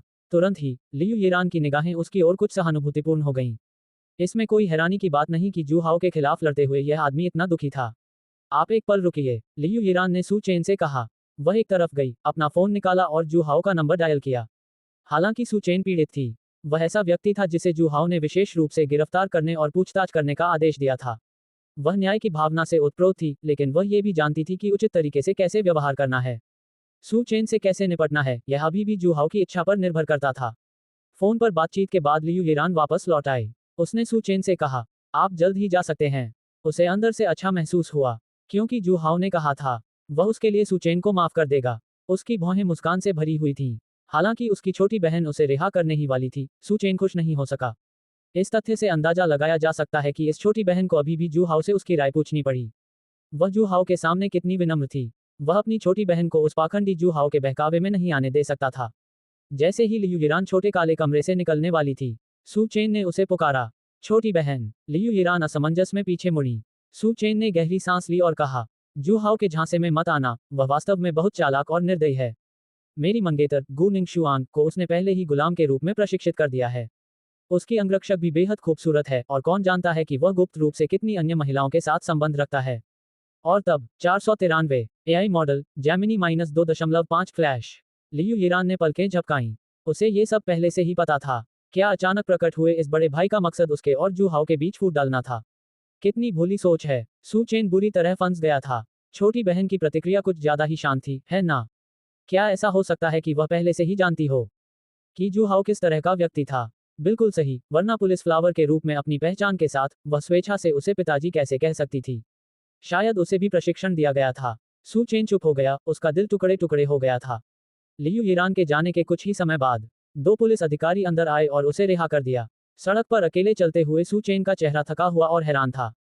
उसे नहीं पता था कि आगे कहाँ जाना है। क्या उसे अपनी मंगेतर को ढूंढने जाना चाहिए? गुनिंग उसे निश्चित रूप से दूर भगा देगी ताकि जू हाओ को गलतफहमी न हो। क्या उसे जू हाओ से बदला लेना चाहिए? उसे डर था कि कहीं कल की तरह ही न हो जाए, जैसे ही उसे जू हाओ मिलेगा पुलिस अधिकारी तुरंत बाद में आ जाएंगे। सू चेन दोबारा उस छोटे से काले कमरे में बंद होने का अनुभव नहीं करना चाहती थी। बदला तो होना ही था। अपनी पत्नी को खो देने का दुख असहनीय था। उन्हें दीर्घकालिक योजना बनाने की आवश्यकता थी। एक ही समय पर जू फैमिली विला। जू हाओ ने छोटी लोली को अपनी लिंगर के साथ खेलने के लिए भेजा। उसने अपना फोन निकाला और लिटिल लोली की मां, यानी कानूनी रानी के बारे में जानकारी खोजने लगा। उसे मुख्य पात्र की छोटी चाची की भूमिका निभाने के लिए नियुक्त किया गया था। यह मामला कब से खींचता चला आ रहा है। इस बात का दोष महिला मुख्य किरदार की अज्ञानता पर डालिए। वह काम में व्यस्त थी, जिसके कारण उसे पहल करने का मौका ही नहीं मिला। जानकारी पढ़ने के बाद यूयुन का आगामी कार्यक्रम पूरी तरह से व्यस्त हो गया और कई मुकदमे उनके सामने पेश किए जाने थे। जू हाओ में इंतजार करने का धैर्य नहीं था। अगर कोई अवसर नहीं होता था तो वह खुद अवसर पैदा कर लेता था। उसकी नज़र उन मामलों पर पड़ी जिन्हें यूयुन संभालने वाली थी। यह एक मामले पर आकर रुक गया। एक विचार उत्पन्न हुआ। शाम रोज नाइट क्लब। रेड रोज द्वारा किंगलोंग तांग और बातियान बैंक को पराजित किए हुए कई दिन बीत चुके थे। इस दौरान रेड रोज के सदस्य पूरी तरह से व्यस्त हो गए थे। उनके चेहरों की मुस्कान छिपी नहीं रह सकी, क्योंकि वे 2 प्रमुख शक्तियों के क्षेत्रों और उद्योगों पर कब्जा करने में व्यस्त थे, इसलिए वे इसका आनंद ले रहे थे। अब रेड रोज शंघाई की भूमिगत दुनिया का एकमात्र सरगना बन गया था। यान वू मेई निर्विवाद रूप से अंडरग्राउंड क्वीन बन गईं। असंख्य अधीनस्थ कर्मचारी उनका आदर और सम्मान करते थे। हालांकि अब ये रानी, जिनका अनगिनत लोगों द्वारा अत्यधिक सम्मान किया जाता था, वह आज्ञाकारी ढंग से जू हाओ को कमरे में ले जा रहा था। मुख्य पात्र लुओ यान असहाय होकर किनारे खड़ी होकर देखती रही। वह कुछ भी करने में असमर्थ थी। एक जोरदार आवाज के साथ दरवाजा बंद हो गया। लुओ यान ने अपनी मुठ्ठियां कसकर भींच ली। उसका चेहरा गुस्से से विकृत हो गया था। कमरे के अंदर एक ऐसी रात थी जिसमें तीव्र जुनून उमड़ रहा था। 191 इतनी बेकाबू होकर खेल रही हो। खूबसूरत बहनें, कमजोर रानी। जैसे जैसे समय आधी रात के करीब पहुंचता गया, रोज नाइट क्लब में ग्राहकों की संख्या लगातार बढ़ती जा रही थी। वे ऐसे पुरुष और महिलाएं थे जो दिन भर तनावग्रस्त रहते थे और रात में अपना तनाव दूर करने और राहत पाने के लिए बाहर आते थे। हॉल में शोर और चहल पहल थी। वेटर लुओ यान एक बूथ में अकेले बैठकर चुपचाप शराब पी रहा था। मनुष्य के सुख दुख आपस में जुड़े हुए नहीं होते, उसे तो ये लोग सिर्फ शोर मचाने वाले लगे। जो कुछ उसने अभी देखा था उसके बारे में सोचते हुए, रेड रोज की बड़ी बहन महान रानी यान वुमेई ने जू हाओ का ऊपर स्थित अपने कार्यालय में स्वागत किया। कई घंटे बीत गए, लेकिन वे अभी तक बाहर नहीं आए थे। एक पुरुष और एक महिला अकेले क्या कर रहे थे, ये तो स्पष्ट ही था। लुओ यान बेहद उदास थी। वह अच्छी तरह जानता था कि पिछली बार जब यान वुमेई जू हाओ के साथ थी तो वह ज्यादातर उनके बीच एक लेन देन ही था। जू हाओ ने उसकी ताकत बढ़ाने में मदद की और यान वुमेई को इसकी कीमत अपने शरीर से चुकानी पड़ी। लेकिन इस बार दोनों के बीच कोई समझौता नहीं हुआ। यान वू मेई ने फिर भी खुद को उसकी बाहों में झोंक दिया। उसके मन में उसके लिए आकर्षण पैदा होने का चलन पहले से ही था। लुओ यान ये सब रोकना चाहता था, लेकिन उसके पास कोई अच्छा उपाय नहीं था। अगर वह ताकतवर होता तो यह आसान होता, वह यान वू मेई को दोबारा नुकसान पहुंचाने से रोकने के लिए सीधे जू हाओ को मार सकता था। लेकिन वह उसका प्रतिद्वंदी नहीं था और ऐसा नहीं कर सका। अगर वह यान वू मेई को जू हाओ के चरित्र के बारे में बताता तो यान वू मेई उसकी बात नहीं सुनती। हालांकि वह जू परिवार को बर्बाद कर सकता है, जिससे जू हाओ इतना परेशान हो जाएगा कि वह बाहर जाकर लोगों को नुकसान पहुंचाने में असमर्थ हो जाएगा। लेकिन उनकी जांच के बाद जूस ग्रुप के खाते हर पहलू से स्पष्ट और पारदर्शी थे। वह उनका इस्तेमाल उपद्रव मचाने के लिए भी नहीं कर सकता था। एक और तरीका था। लुओ यान ने अपना शराब का गिलास नीचे रख दिया। उसकी आंखों में चमक थी। उसने अपना फोन उठाया। उसमें एक तस्वीर थी। तस्वीर में यान वू मेई को जू हाओ को अपने कार्यालय में आमंत्रित करते हुए दिखाया गया है। वह जू हाओ की पत्नी और उसकी लिंगर को उनके रिश्ते के बारे में बता सकता था, जिससे उनका परिवार अस्त व्यस्त और अशांत हो जाता है।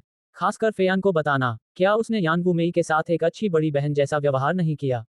वह सोच रहा था कि जब उसे पता चलेगा कि उसकी बड़ी बहन जू हाओ के साथ है तो उसके चेहरे पर क्या भाव होंगे। वह निश्चित रूप से जू हाओ को माफ नहीं करेगी। जू हाओ बहुत ज्यादा सतर्क था। उन्होंने उन दोनों की और कोई अंतरंग तस्वीरें नहीं ली। 494 एआई मॉडल जैमिनी -2.5 फ्लैश। डिंग लुओ यान गुस्से में है, भावनात्मक मूल्य जोड़ 963। डिंग लुओ यान बेहद गुस्से में है, भावनात्मक मूल्य जोड़ 999। यान वू मेई के कार्यालय में एक कमरा था। जू हाओ ने वहीं रात बिताई। दरअसल उसे सोने की बिल्कुल भी जरूरत नहीं थी। हर लड़ाई के साथ उसकी ताकत बढ़ती जा रही थी, इसलिए भोर तक टिके रहना उसके लिए बहुत आसान था। यान वू मेई काफी मजबूत थी। वह इकलौती महिला थी जो इतने लंबे समय तक उसके साथ रही थी। दुर्भाग्यवश वह अभी भी असुरक्षित थी। सूर्य धीरे धीरे उदय हुआ और उसकी किरणें पृथ्वी पर फैलने लगीं। सू चेन एक पार्क से बाहर निकल गई। कल पुलिस स्टेशन से निकलने के बाद उसके पास जाने के लिए कोई जगह नहीं थी। और चूंकि वह अभी अभी पहाड़ से नीचे आया था और उसके पास पैसे नहीं थे, इसलिए वह रात भर पार्क में ही गुजारा कर सकता था।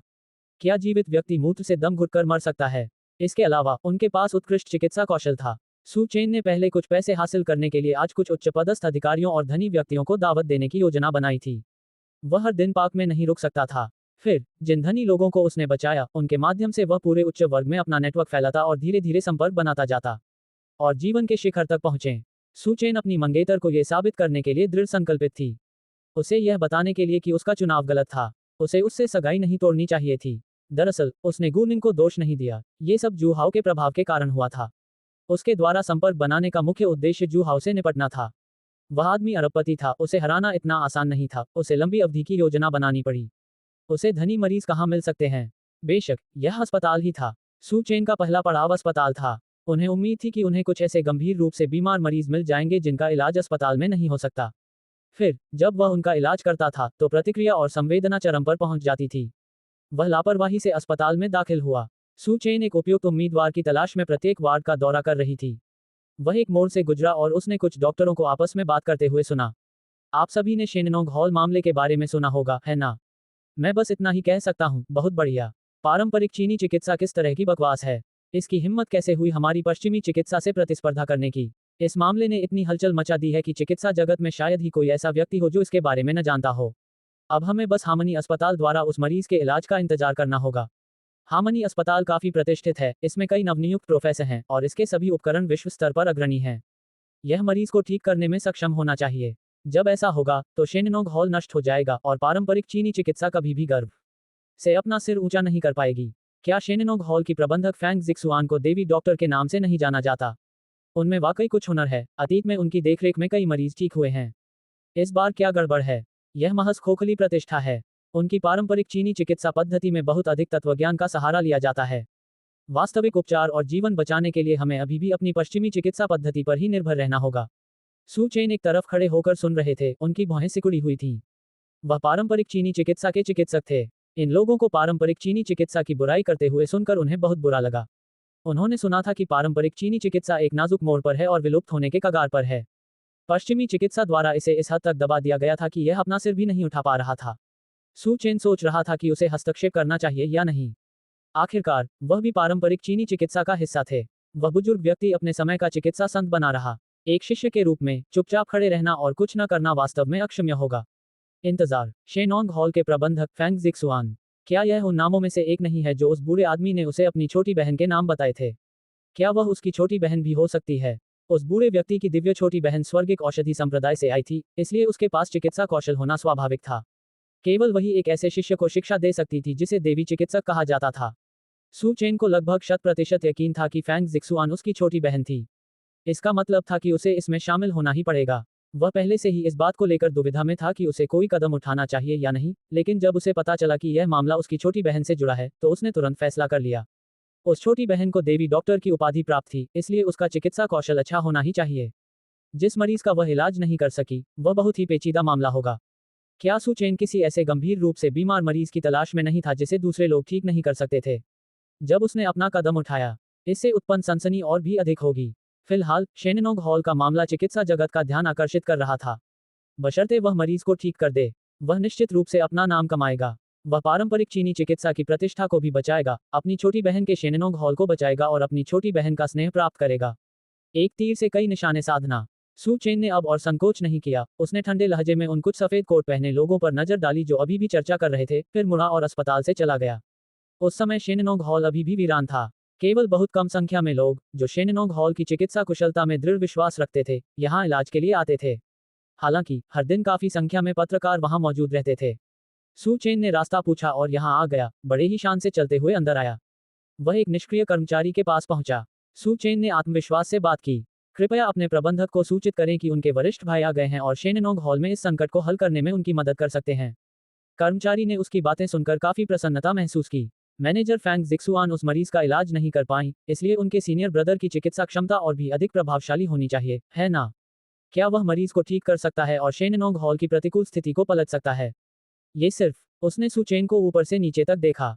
उसके कपड़े फीके और बहुत पुराने थे। उसमें कुछ छेद भी थे, मानो वह अभी अभी पहाड़ों से निकला हो। कर्मचारी को पूरा शक था। क्या आप सचमुच हमारे मैनेजर के बड़े भाई हैं? बिल्कुल, मैं स्वतंत्र हूँ। मैं आपको धोखा देने के लिए इतने आसानी से उजागर होने वाले झूठ का सहारा क्यों लूंगा? सू चेन ने भौहें चढ़ाईं।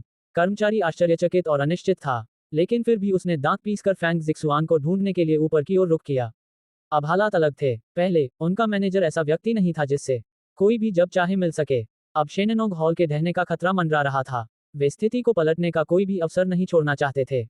495 एआई मॉडल जैमिनी -2.5 फ्लैश। अधिक लंबे समय बाद तक नहीं। कर्मचारी दो खूबसूरत महिलाओं को नीचे ले गए। सू चेन की आंखें चौड़ी हो गईं और उसके मुंह से फिर से लार बहने लगी। ये दोनों खूबसूरत महिलाएं सचमुच बेहद खूबसूरत थीं। उनमें से एक व्यक्ति उम्र में थोड़ा बड़ा था, जिसका स्वभाव शालीन और सौम्य था। थोड़ी कम उम्र वाली लड़की की भौहों के बीच थोड़ी सी अवज्ञा का भाव था। बस बात इतनी सी थी कि उसका शरीर उतना आकर्षक नहीं था। वह अपने भावी बच्चों को भूखा रखेगी। हालांकि उनकी दिखावट की तुलना में उनके शरीर की यह मामूली खामी पूरी तरह से नजरअंदाज की जा सकती है। दो खूबसूरत महिलाएं, एक लंबी और एक छोटी, बेजोड़ बहनों की तरह थीं। उनमें से कोई भी उसकी मंगेतर और उसकी छोटी बहन लियू ईरान से बहुत अलग नहीं था। जब वे दोनों साथ साथ चल रहे थे, तो इसका प्रभाव कल्पना से परे था।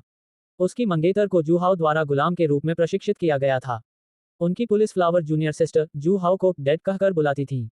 इस घटना ने सू चेन को इतना गहरा आघात पहुंचाया कि उसकी आत्मा लगभग विलीन हो गई। अब उसे पूरी तरह से नई ऊर्जा का एहसास हो रहा था। अगर एक जूनियर सिस्टर चली जाती, तो दूसरी हमेशा मौजूद रहती। और इस छोटी बहन के साथ एक नन्ही सी सुंदर बच्ची भी थी।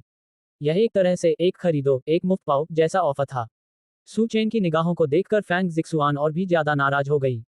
तुम मुझसे मिलना चाहते हो? कुछ बातें लापरवाही से नहीं कही जा सकती। मुझे याद नहीं कि मेरा कोई वरिष्ठ भाई था। अभी कुछ देर पहले वह प्रशिक्षण कक्ष में तियानई 9 नीडल्स का अभ्यास कर रही थी। कर्मचारियों ने आकर उसे बताया कि सीनियर ब्रदर उसे ढूंढ रहे हैं। फैंग जिक्सुआन और जू क्विंगशु पूरी तरह से हतप्रभ थे। फैंग जिक्सुआन वरिष्ठ मार्शल सिस्टर थीं। सीनियर ब्रदर का आगमन कहां से हुआ? उन्होंने तुरंत यह निष्कर्ष निकाला कि दूसरा पक्ष यहां उपद्रव करने आया है। या शायद फैंग जिक्सुआन के चाहने वालों में से कोई इस तरीके का इस्तेमाल करके उससे मिलना चाहता हो। फैंग जिक्सुआन ने इस पर ध्यान देने की योजना नहीं बनाई थी। हालांकि कर्मचारियों को ये कहते हुए सुनना कि दूसरा पक्ष शेननोंग हॉल की समस्या का समाधान कर सकता है। फैंग जिक्सुआन ने फिर भी नीचे आकर देखने का फैसला किया, ये जानने की उत्सुकता में कि स्वयं को सीनियर मार्शल सिस्टर का सीनियर ब्रदर बताने वाला व्यक्ति कौन था। जू किंगक्सू ने उसका पीछा किया। मैं वास्तव में आपका वरिष्ठ भाई हूं, लेकिन आपके गुरु लुओ किंगजियान का शिष्य नहीं, बल्कि आपके गुरु के वरिष्ठ भाई द्वारा अपनाया गया शिष्य हूं। सू चेन ने पुलिस अधिकारी फ्लावर लियू ईरान को जो स्पष्टीकरण दिया था, उसे फैंग जिक्सुआन को भी दोहराया। फैंग जिक्सुआन और जू किंगजू की आंखों में एक तरह की समझदारी झलकने लगी। तो उस स्थिति में वह वास्तव में उनका बड़ा भाई था। फैंग जिक्सुआन ने अपना परिचय दिया। फिर उन्होंने अपने बगल में बैठी जू किंगजू का परिचय कराया। ये जू किंग शुए है, जो गुरुजी की चौथी शिष्या है, उसकी चिकित्सा प्रतिभा मुझसे भी कहीं अधिक है। तो ये है छोटी जूनियर सिस्टर। सू चेन की आंखें चमक उठी। उन्हें अपनी किस्मत इतनी अच्छी होने की उम्मीद नहीं थी। वह भी पहाड़ से नीचे आई ही थे कि 4 जूनियर सिस्टर्स में से 3 से मिल चुके थे। एक तस्वीर जूहाओ ने ली थी, लेकिन ये दोनों भी बुरी नहीं थी। उसे इस अवसर का लाभ उठाना ही था। सू चेन के पते के बारे में जू किंगक्सू ने कोई स्पष्ट टिप्पणी नहीं की। उनकी नज़र में केवल 3 वरिष्ठ बहनें थीं और कोई वरिष्ठ भाई नहीं था। कोई जवाब न मिलने पर सू चेन असहज नहीं हुई और उसने गंभीरता से सवाल पूछा। मैं अभी कुछ देर पहले ही पहाड़ से नीचे आया हूँ और मैंने सुना है कि आपके शेननोंग हॉल में कुछ परेशानी आ गई है और इसका संबंध पारंपरिक चीनी चिकित्सा के उत्थान और पतन से भी है। आखिर चल क्या रहा है? फैंग जिक्सुआन ने कुछ भी नहीं छिपाया और स्पष्ट किया कि उन्हें पश्चिमी चिकित्सा द्वारा निशाना बनाया जा रहा था, जो पश्चिमी चिकित्सा द्वारा बिछाया गया एक जाल था। हम्फ। सू चेन ने गुस्से में ठंडी सी फुफकार मारी। पश्चिमी चिकित्सा में हमारी पारंपरिक चीनी चिकित्सा को नष्ट करने की एक अटूट इच्छा है। फिर उसने अपनी छाती पर हाथ फेरते हुए कहा, छोटी बहन, आपको इस मामले की चिंता करने की जरूरत नहीं है, इसे मुझ पर छोड़ दीजिए। आप। फैंग जिक्सुआन और जू किंगजू ने उसे संदेह भरी निगाहों से देखा। ये देखकर कि दोनों छोटी बहनें उस पर विश्वास नहीं कर रही थीं, सू चेन का चेहरा सख्त हो गया। मुझे बताओ कि उस मरीज को कहाँ ले जाया गया है, मैं जाकर उसका इलाज करूंगा, फिर पश्चिमी चिकित्सा शेननोंग हॉल को दबा नहीं पाएगी। वरिष्ठ मार्शल सिस्टर ने ताई दिव्य सुई का 2 बार प्रयोग किया लेकिन रोगी को ठीक नहीं कर सकी, क्या आप ये कर सकती हैं? जू किंगक्सू को उस पर विश्वास नहीं हुआ। हालांकि सू चेन को पूरा भरोसा था। मुझे नहीं पता कि आपने इसके बारे में सुना है या नहीं, हमारे स्वर्गीय औषधि संप्रदाय की संप्रदाय संरक्षण सुई तकनीक, तियानई 9 सुइयां। क्या तुम भी तियानई की 9 सुइयों के बारे में जानते हो? दोनों महिलाओं ने आश्चर्य से कहा। दोनों महिलाओं के हैरान चेहरों को देखकर सू चेन बहुत खुश हुई और उसने उनके मुंह से निकले भी शब्द को अनायास ही नजरअंदाज कर दिया। तियानई की 9 सुइयां खो गई हैं, मुझे भी नहीं पता, लेकिन दोनों महिलाओं के चेहरे निराशा से भरे हुए थे। अगर खुद को सीनियर ब्रदर कहने वाले इस व्यक्ति को पता होता, तो फैंग जिक्सुआन ने अभी तक तियानई 9 नीडल्स में पूरी तरह महारत हासिल नहीं की थी। तब उसे सीखने की जल्दी और चिंता नहीं करनी पड़ेगी। सू चेन की अगली बात सुनकर दोनों महिलाएं फिर से उसकी ओर आकर्षित हो गईं। लेकिन गुरु द्वारा दी गई अधूरी तियानई 9 नीडल्स के आधार पर मैंने सुई तकनीकों का एक सेट बनाया। हालांकि यह तियानई 9 नीडल्स जितना अच्छा नहीं है, फिर भी ये ताई डिवाइन नीडल से अधिक शक्तिशाली है और यह निश्चित रूप से उस रोगी को ठीक कर सकता है। बोलने के बाद सू चेन ने अपना सिर उठाया और उससे मेरे अलावा और कौन हो सकता है का भाव उभर आया। सुई से काम करने की तकनीकों का एक सेट तैयार करना ही उनके आत्मविश्वास का स्रोत था। उसने कुछ ऐसा कर दिखाया जो गुरु भी नहीं कर सके। गुरु से भी आगे निकलना, जैसे नील से नीला रंग बनाना। उसने दोनों छोटी बहनों के सामने इतना बड़ा तमाशा किया। सू चेन को बेहद सहज महसूस हो रहा था और उसकी नजरें उन दोनों महिलाओं पर टिक गईं। संभवतः इस समय दोनों छोटी बहनों की आंखें प्रशंसा से भरी हुई थीं। लेकिन उनकी निराशा के लिए दोनों छोटी बहनों की आंखों में उसे केवल निराशा ही दिखाई दी। नहीं, क्या आप जानते हैं कि सुई से जुड़े उपकरणों का एक सेट बनाने के लिए किस स्तर की आवश्यकता होती है? इतिहास में ताई दिव्य सुई से अधिक शक्तिशाली सुई तकनीकें कितनी हैं? वे बहुत कम और दुर्लभ होते हैं, ठीक है। क्या अब भी आपको संतुष्टि नहीं मिली? फैंग जिक्सुआन और जू किंगजू वास्तव में संतुष्ट नहीं थे। ये ताई डिवाइन नीडल से केवल थोड़ा ही अधिक शक्तिशाली था और तियानई 9 नीडल्स की तुलना में कहीं अधिक कमजोर था। हालांकि फैंग जिक्सुआन ने अभी तक तियानई 9 नीडल्स में पूरी तरह महारत हासिल नहीं की थी। लेकिन जब उसने इसका इस्तेमाल किया, तो ये ताई डिवाइन नीडल से कहीं अधिक शक्तिशाली साबित हुआ। 496 एआई मॉडल जैमिनी -2.5 फ्लैश। उसने सू चेन द्वारा बनाई गई सुई तकनीक को तुच्छ समझा। सू चेन का दिखावा करने का प्रयास विफल रहा और वह थोड़ा चिंतित हो गया। आप सभी मुझ पर विश्वास करें, मैं निश्चित रूप से रोगी को ठीक कर सकता हूं और संकट का समाधान कर सकता हूं। ठीक है, फैंग जिक्सुआन ने उसकी बात बीच में ही काट दी। हमारा विचार यह है, यदि मैं ताई दिव्य सुई का उपयोग करके रोगी को ठीक नहीं कर सकता, तो पश्चिमी चिकित्सा के पास भी निश्चित रूप से कोई रास्ता नहीं होगा। अंततः मरीज को निश्चित रूप से वापस भेज दिया जाएगा और तब हम अपनी कार्रवाई करेंगे। हम न केवल पारंपरिक चीनी चिकित्सा की प्रतिष्ठा को बचा सकते हैं, बल्कि हम इसे प्रसिद्ध भी बना सकते हैं और पश्चिमी चिकित्सा को करारा जवाब दे सकते हैं। सू चेन की आंखें चमक उठीं।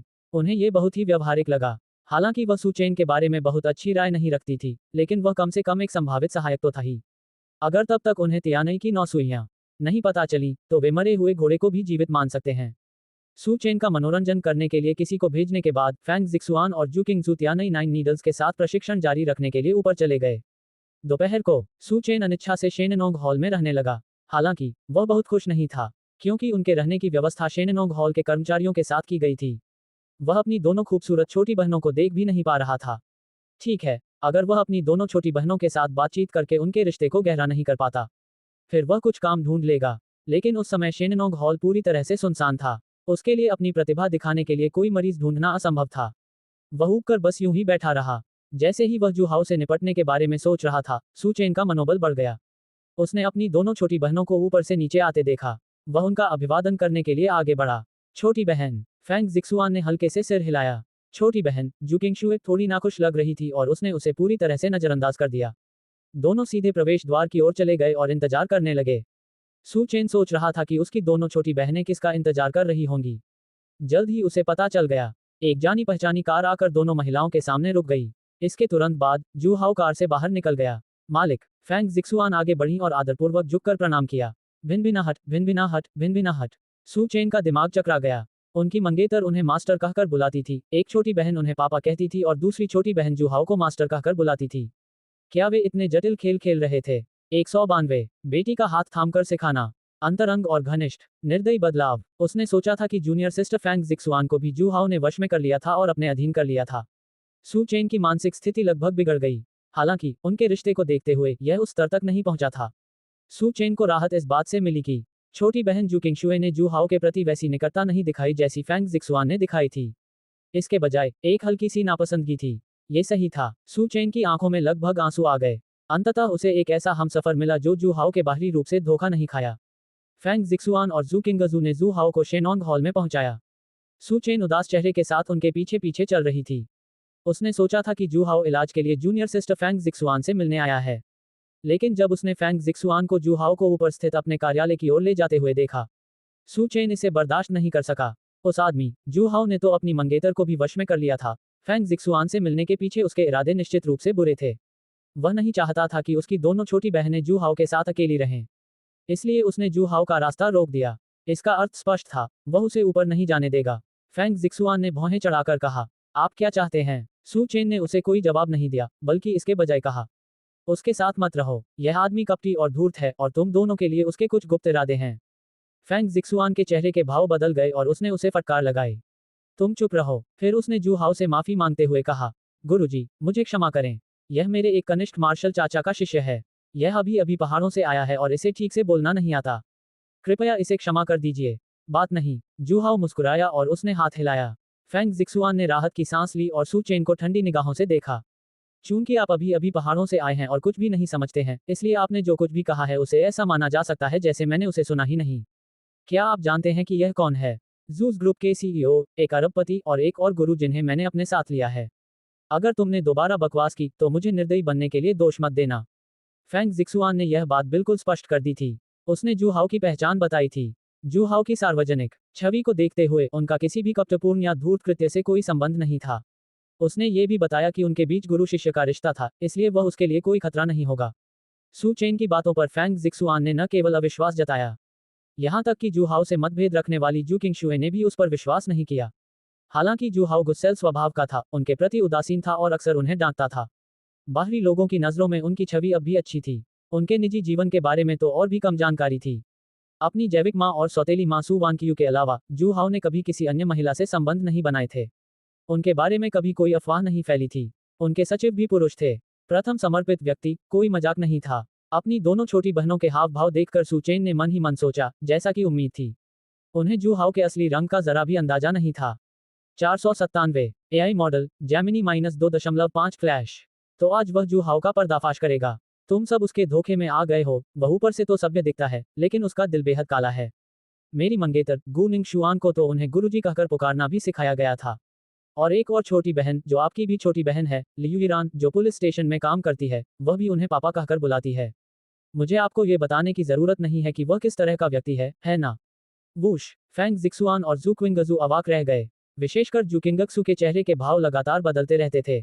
क्या जू हाउ उसके पिता नहीं हैं? अगर दूसरी बड़ी बहन का वाकई जू हाउ से रिश्ता बन गया था, और जू हाउ अब भी चाहता था कि दूसरी बड़ी बहन उसे पापा कहकर बुलाए, तो फिर जू हाउ का अपनी लिंगर के प्रति किस तरह का रवैया था? जब सू चेन ने गू निंग शुआन का जिक्र किया तो वे तुरंत उसकी पहचान की पुष्टि नहीं कर सके। लेकिन पुलिस स्टेशन में काम करने वाली लियू ईरान के लिए दोनों लिंग एक का उसे न जानना नामुमकिन था। वह गुरु का दूसरा शिष्य था। उनकी छोटी बहनें, स्विश स्विश। दो अचंभित निगाहें अनायास ही जू हाउ की ओर मुड़ गईं। जू हाउ की आंखों में स्वाभाविक रूप से अचरज, विस्मय और भ्रम के भाव झलक रहे थे। छोटे भाई, क्या हमारे बीच कोई गलतफहमी है? हालांकि राष्ट्रपति गू के साथ मेरे सहयोगात्मक संबंध हैं और मैं पुलिस अधिकारी लियू को जानता हूं, लेकिन हमारे बीच इस तरह का रिश्ता कब से बन गया जिसके बारे में आप बात कर रहे हैं? चाहे उनके हाव भाव हों, व्यवहार हो या बोलने का लहजा। जू हाओ ने एक निर्दोष पीड़ित की भूमिका को पूरी तरह से निभाया। फैंग जिक्सुआन और जू क्विंगशू दोनों ने प्रतिक्रिया व्यक्त की। तो जिस गुनिंग सुचेन का जिक्र किया गया है वह गुस फार्मास्यूटिकल ग्रुप की महिला अध्यक्ष थी। गुनिंग एक अरबों डॉलर के विशाल समूह को नियंत्रित करती थी। उसका व्यवहार ठंडा था और उसके विपरीत लिंग के साथ बातचीत करने की कोई खबर कभी नहीं आई थी। क्या वह सुचेन की मंगेतर हो सकती है जो अभी अभी पहाड़ों से लौटा है? अपनी बढ़ाई करते समय भी कोई इस तरह की कहानी गढ़ने की हिम्मत नहीं करेगा। इसके अलावा गुनिंग शुआन की स्थिति स्पष्ट थी। उच्च वर्ग में उनकी प्रतिष्ठा काफी अच्छी थी। क्या वह जुहाओ को पिताजी कहकर बुलाएंगी? इसके बारे में तर्कसंगत रूप से सोचना भी असंभव था। और फिर उनकी छोटी बहन लियू यीरान थी। वह बुराई से आग की तरह नफरत करने, न्याय की भावना से ओतप्रोत होने और पुलिस अधिकारी के पेशे के प्रति गहरा सम्मान रखने के लिए प्रसिद्ध थी। पिताजी कहकर संबोधित करने का वह अनैतिक तरीका कोई भी अपना सकता था, लेकिन वह अकेली ऐसी थी जो ऐसा नहीं कर सकती थी। और वह कभी किसी शादीशुदा आदमी के साथ संबंध नहीं रखेगी। वे लियू यीरान को इतनी अच्छी तरह जानते थे, इसीलिए उन्होंने सू चेन की बातों पर विश्वास नहीं किया। जुक्विंगजू ने जू हाओ की महिलाओं के प्रति अरुचि के बारे में सोचा। अगर उसे वाकई अपनी छोटी बहनों में दिलचस्पी होती तो वह बहुत पहले ही पहल कर चुका होता। ये समझने के बाद जू किंगशुए के विचार स्पष्ट हो गए। सू चेन की ओर उसकी निगाहें अब अनफ्रेंडली हो गईं। चाहे कुछ भी हो जाए, जू हाओ ही उसके पिता थे। वह इस बात से बहुत नाराज थी कि उसने अपनी लिंगर के साथ उसके रिश्ते का मुद्दा उठाया और बिना किसी ठोस आधार के उसकी बदनामी की। दूसरी ओर फैंग जिक्सुआन ने इस दौरान जू हाओ के व्यवहारिक शिक्षण के बारे में सोचा। वह हमेशा उसे थामे रखता था, लेकिन बिना किसी अनुचित व्यवहार के। अगर जू हाओ सचमुच एक बूढ़ा विकृत मानसिकता वाला व्यक्ति होता, जैसा कि सू चेन ने दावा किया था, तो वह बहुत पहले ही उस पर डोरे डाल चुका होता। लेकिन उसने ऐसा नहीं किया। इस तरह का भद्दा झूठ आसानी से बेनकाब हो गया। इससे फैंग जिक्सुआन को यह सोचने पर मजबूर होना पड़ा कि क्या ये व्यक्ति, जो खुद को उनका वरिष्ठ भाई बता रहा था, वास्तव में सच बोल रहा था। डिंग सू चेन बेहद गुस्से में थी। उसका भावनात्मक स्तर 1000 गुना बढ़ गया था। जब उसकी दोनों छोटी बहनों ने उसकी ओर देखा तो उनके चेहरे पर नाखुशी के भाव दिखाई दिए। सू चेन इतना गुस्से में था कि मानो उसके फेफड़े फटने वाले थे। उसके शरीर पर व्याप्त अशांत आभा को दबाना लगभग असंभव था। उसकी आंखों में तीव्र आक्रोश झलक रहा था। यह आदमी दिखावा करने में वाकई माहिर था। पिछली बार वह ऑफिस में गुनिंग के साथ काफी खुश नजर आ रहे थे और उसने लियू यीरान को चूमा भी। अब वो पलक झपकते ही इस बात से इनकार कर रहा था। सबसे अहम बात यह थी कि उसकी दोनों छोटी बहनें अब भी मानती थीं कि जू हाओ निर्दोष है। सू चेन इसे बर्दाश्त नहीं कर सका और गुस्से से बोला, तुम उपनाम जू ऐसा करने की हिम्मत तो करते हो लेकिन स्वीकार नहीं करते। क्या तुम में इतनी हिम्मत है कि तुम कसम खा सको कि तुम्हारा गुनिंग और लियू यीरान से कोई संबंध नहीं है? क्यों नहीं? जू हाओ का लहजा दृढ़ था, बिना किसी झिझक के, और उन्होंने खुलकर बात की। इसके अलावा वह किसी भी प्रकार की शपथ में विश्वास नहीं करता था। भले ही आसमान से सचमुच बिजली और गरज हो रही हो, उसके पास बिजली को नियंत्रित करने की क्षमता थी, इसलिए बिजली उसके खिलाफ अप्रभावी होगी। जू हाओ कसम खाने ही वाला था, लेकिन फैंग जिक्सुआन इसकी इजाजत नहीं देगा। उसे जू हाओ की बातों पर पूरा विश्वास था। जू हाओ की क्या स्थिति थी? उन्होंने बिना किसी झिझक के शपथ लेने पर सहमति जताई। इससे पता चलता है कि वह अंदर से कितना खुला और ईमानदार था। जू हाओ को गाली देने में कोई आपत्ति नहीं थी, लेकिन उनकी शिष्या होने के नाते वह इस तमाशे को जारी नहीं रहने दे सकती थी। क्या तुमने काफी हंगामा कर दिया है? फैंग जिक्सुआन ने सू चेन की ओर देखा और उसे जोर से फटकारा। छोटी बहन, मैंने जो कुछ भी कहा वह सब सच है। सू चेन ने फैंग जिक्सुआन की ओर मुड़कर चिंता से कहा, चुप रहो। एक और शब्द बोला तो यहाँ से निकल जाओ। मुझे छोटी बहन मत कहो, मैंने अभी तक तुम्हें अपना बड़ा भाई नहीं माना है। फैंग जिक्सुआन बहुत गुस्से में था। वह बहुत खुश थी क्योंकि उसे मास्टर जू हाओ से मार्गदर्शन और शिक्षा प्राप्त होने वाली थी। अब उस लड़के की वजह से उसका अच्छा मूड तुरंत खराब हो गया। सू चेन को जब लगा कि उसके साथ अन्याय हुआ है तो उसने बोलना बंद कर दिया। उसे एक ठंडी निगाह से देखने के बाद फैंग जिक्सुआन ने जू हाओ की ओर मुड़कर माफी मांगी। गुरुजी, मुझे सचमुच खेद है। यह आदमी पहाड़ों में रह रहा है, इसलिए शायद उसका दिमाग थोड़ा भ्रमित है। उसने कुछ अफवाहें सुनी और बस उन्हें बोल दिया। ये ठीक है। जू हाओ बहुत उदार प्रतीत हुए। कोई भी इंसान परिपूर्ण नहीं होता। बहुत से लोग मुझे पहचानते हैं, इसलिए कुछ बदनामी और अफवाहें तो होनी ही हैं। अगर मैं हर एक बात पर नुक्ताचीनी करने लगूं, तो मेरे पास अपने निजी मामलों के लिए समय कैसे बचेगा? सू चेन एक तरफ से सुन रहा था। उसने अपनी मुठ्ठियां इतनी कसकर भींच रखी थीं कि उसके नाखून लगभग उसकी त्वचा को भेद रहे थे। पाखंडी, वह कितना बड़ा पाखंडी था। अगर मैंने खुद अपनी आंखों से न देखा होता कि आपके और गुनिंग शुआंग तथा जूनियर सिस्टर लियू यीरान के बीच क्या हुआ था, मैं सचमुच तुम्हारी बकवास पर विश्वास कर लेता। 498 एआई मॉडल जेमिनी -2.5 फ्लैश। लेकिन इस बार उन्होंने पलटवार नहीं किया। दोनों छोटी बहनें जू हाओ पर गहरा विश्वास करती थीं। वह कोई सबूत पेश नहीं कर सका और उसने चाहे कुछ भी कहा हो, दोनों महिलाएं उस पर विश्वास नहीं करेंगी। इससे बड़े भाई और छोटी बहन के बीच का संघर्ष और भी गहरा जाएगा। गुरुजी खुले विचारों वाले हैं। जिक्सुआन उनकी प्रशंसा करता है। फैंग जिक्सुआन ने सच्ची प्रशंसा के साथ कहा, ठीक है, आज दोपहर समय कम है, चलिए। जल्दी पढ़ाना शुरू करते हैं। गुरुजी, कृपया इधर आइए। फैंग जिक्सुआन का दिल खुश हो गया। अच्छा ही हुआ, शुक्र है कि मास्टर सुचेन की बकवास से नाराज नहीं हुए। फिर वह जूहाओ को ऊपर ले गई। जब वह सुचेन के पास से गुजरी तो उसने उसकी तरफ देखा तक नहीं। अपनी दोनों छोटी बहनों और जूहाओ को ऊपर जाते देख सुचेन को उन दोनों के अकेले होने से बेचैनी हो रही थी। वह चुपचाप उनके पीछे पीछे चलता रहा। जूहाओ ने ये देखा और रुक गया। क्या हुआ, गुरुजी? फैंग जिक्सुआन ने असमंजस में पूछा। जूहाओ ने सुचेन पर नजर डाली। मैं नहीं चाहता कि शिक्षण के दौरान कोई बाहरी व्यक्ति उपस्थित रहे। फैंग जिक्सुआन समझ गया। तियानई नाइन नीडल्स एक गहन और व्यापक पद्धति है। बाहरी लोग इसे कैसे देख सकते हैं? दरअसल वह जानती थी कि जूहाओ को ऐसी बातों की परवाह नहीं थी। भले ही वह जूहाओ की शिष्या नहीं थी, फिर भी वह उसे सुई की तकनीक सिखाने के लिए तैयार था। लेकिन सुचेन ने अपने लापरवाह शब्दों से उसे नाराज कर दिया था। उन्हें तियानई नाइन नीडल सीखने का अवसर नहीं मिला था। फैंग जिक्सुआन ने मुड़कर सुचेन को ठंडे लहजे में देखते हुए कहा, हमारा पीछा मत करो, नीचे अकेले ही रहो। जब जूहाओ ने बोलना शुरू किया तब तक सुचेन का चेहरा गुस्से से लाल हो चुका था। उन्होंने अनिच्छा से कहा, वह किस तरह की शिक्षा दे रहे हैं? मैं वहां उपस्थित क्यों नहीं हो सकता? क्या कोई ऐसी बात है जिसे कहा नहीं जा सकता? सुचेन बेवकूफ नहीं था। इसके विपरीत चिकित्सा कौशल में अपने गुरु से भी आगे निकल जाने के कारण वह बहुत बुद्धिमान था। उसने जानबूझकर उसे उकसाया। फैंग जिक्सुआन ने उसका चारा नहीं लिया। जैसा कहा जाए वैसा करो। अगर संतुष्ट नहीं हो तो जा सकते हो। उसने अपने भाषण का अंत एक अरुचिकर भाव के साथ किया। फिर वह जूहाओ को प्रशिक्षण कक्ष में ऊपर ले गई। सुचेन अपनी जगह पर जम गया। उसके चेहरे के भाव लगातार बदल रहे थे। उसके दांत किटकिटाने की आवाज आई, क्लैक क्लैक। क्रोध से भरी उसकी आंखें ऐसी लग रही थी मानो किसी भी क्षण आग उगल सकती हों। क्या करें? उसने जूहाओ और उसकी दोनों छोटी बहनों को ऊपर कोने की ओर गायब होते हुए देखा। लेकिन वह उनका पीछा नहीं कर सका। और उन्हें विश्वास नहीं था कि जूहाओ अपनी दोनों छोटी बहनों के साथ अकेले में अच्छा व्यवहार करेगा। उसने उस दिशा में एक नजर डाली जिधर वे मुड़े थे। सुचेन शेननोंग हॉल से बाहर भाग गया। अगर वह अंदर से नहीं देख सकता था तो वह बाहर से तो देख ही सकता था, है ना? डिंग। सुचेन की मानसिकता में जबरदस्त विस्फोट हुआ। भावनात्मक मूल्य जोड़ 999। प्रशिक्षण कक्ष में शिक्षण शुरू होने से पहले फैंग जिक्सुआन ने कुछ आशंका के साथ कहा, गुरुजी, मैंने किंगक्सू को तियानई नाइन नीडल्स के बारे में बताया जो आपने मुझे सिखाई थी। हालांकि वे दोनों पिता और लिंगर थे, लेकिन उनके रिश्ते में थोड़ा तनाव था। उसने इसका जिक्र करना जरूरी समझा। आप खुद फैसला कर सकते हैं। किंगशुए मेरी लिंगर है। अगर मुझे पहले पता होता कि उसे तियानई नाइन नीडल्स में दिलचस्पी है तो मैं उसे बहुत पहले ही सिखा देती। जूहाओ ने कोई आपत्ति नहीं जताई। उसने अपनी प्रेमिका जू किंगक्सू की ओर देखा। जू किंगक्सू ने अपना चेहरा दूसरी तरफ मोड़ लिया। उसका दिल बेवजह तेजी से धड़कने लगा। वह पहले ही वरिष्ठ मार्शल सिस्टर फैंग जिक्सुआन से हाथ मिलाकर प्रशिक्षण लेने के लिए सहमत हो चुकी थी। जिस पिता को वह हमेशा से नापसंद करती थी, उसकी बाहों में समा जाने के विचार से ही उसे बहुत असहज और शर्मिंदा महसूस हुआ। गुरुजी, मैं आपको यही बताने वाला था। फैंग जिक्सुआन बोलने से पहले हिचकिचाई। यह क्या है? तो ये बात है। फैंग जिक्सुआन ने समझाना शुरू किया। किंगसू की चिकित्सा प्रतिभा मुझसे बेहतर है।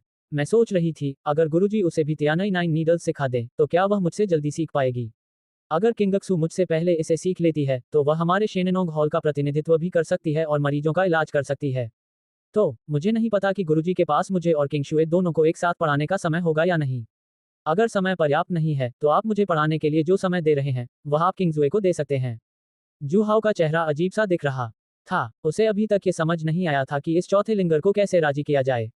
लेकिन उनके अच्छे शिष्य ने उनके लिए एक अवसर खोज निकाला था। वह हाथ से हाथ मिलाकर पढ़ाने में बहुत माहिर थे। सच में, आजकल कंपनी में बहुत सारे काम हैं। चूंकि किंगशुए भी सीखना चाहती है, इसलिए मैं उन सभी कामों को कुछ समय के लिए टाल दूंगी। उसने पहले ही सोच लिया था कि शारीरिक संपर्क के माध्यम से धीरे धीरे अपनी लिंगर का दिल कैसे जीता जाए। लेकिन उसने जो कहा वह अलग था। उन्हें सबसे पहले सद्भावना की लहर का लाभ मिलेगा। जैसा कि उम्मीद थी, इन शब्दों ने तुरंत दोनों महिलाओं को प्रभावित किया। जूहाओ $1 ट्रिलियन के समूह के सीईओ थे। उन्हें कई चीजों से निपटना था, इसलिए उन्हें उन पर शक नहीं हुआ। साथ साथ शिक्षण शुरू हुआ। जूहाओ ने सबसे पहले फैंग जिक्सुआन की सुई तकनीक पर टिप्पणी करते हुए उसकी कमियों की ओर इशारा किया। फिर उसे गोद में उठाकर उसने उसे हाथ पकड़कर चलना सिखाया। फैंग जिक्सुआन को अचानक ज्ञानोदय का अनुभव हुआ और उन्होंने बहुत प्रगति की। उसने स्वेच्छा से कहा कि वह स्वयं इसका अभ्यास करेगी और इसे सुदृढ़ करेगी। और उन्होंने जूहाओ से जूनियर सिस्टर जू किंगशुए को पढ़ाने के लिए कहा। 499 एआई मॉडल जैमिनी -2.5 फ्लैश। जू किंगक्सू थोड़ी शर्मिली थी और पूरी तरह से असहज महसूस कर रही थी। वह बचपन से लेकर अब तक कभी किसी के इतने करीब नहीं रही थी। उसका दिल अब भी तनावग्रस्त था। फिर उसने महसूस किया कि किसी ने उसके हाथों को पकड़ लिया है और उसका पूरा शरीर एक गर्मजोशी भरे आलिंगन में समा गया। जू क्विंगशू सख्त हो गया। जैसे कोई कठपुतली धागों से बंधी हो, उसके हाथ जूहाओ ने पकड़ रखे थे। उन्होंने तियानई नाइन नीडल्स का अभ्यास शुरू किया। उसने अपनी सीनियर सिस्टर के अनुरोध और पारंपरिक चीनी चिकित्सा के सामने मौजूद दुविधा के बारे में सोचा। उसने होश में आने के लिए अपनी जीभ की नोक को काट लिया। वह यहाँ जूहाओ से सीखने आई थी, वह अपने मन को भटकने नहीं दे सकती थी। जल्द ही वह तियानई नाइन नीडल्स के गहन रहस्यों में मग्न हो गई। शेननोग हॉल से कुछ 100 मीटर की दूरी पर एक टेढ़ी गर्दन वाले पेड़ पर वहां एक आकृति खामोशी से लटकी हुई थी। शेननोग हॉल की ऊपरी मंजिल पर स्थित एक खिड़की पर शिकारी निगाहों की एक जोड़ी टकटकी लगाए खड़ी थी। शेननोग हॉल से बाहर निकलने के बाद सू चेन ने कई तरह से कोशिश की। अंततः उसने पुष्टि की कि इस टेढ़ी गर्दन वाले पेड़ से वह शेननोग हॉल की ऊपरी मंजिल पर स्थित कमरे के अंदर का दृश्य मुश्किल से देख सकता था। सौभाग्य से वह बचपन से ही औषधीय स्नान करता आ रहा था, जिससे उसे मजबूत शरीर और उत्कृष्ट दृष्टि प्राप्त हुई थी। अन्यथा वह स्पष्ट रूप से देख नहीं पाता। जूहाओ को फैंग जिक्सुआन का हाथ पकड़े देखकर सू चेन अवाक रह गई। क्या आप इसे ही शिक्षण कहते हैं?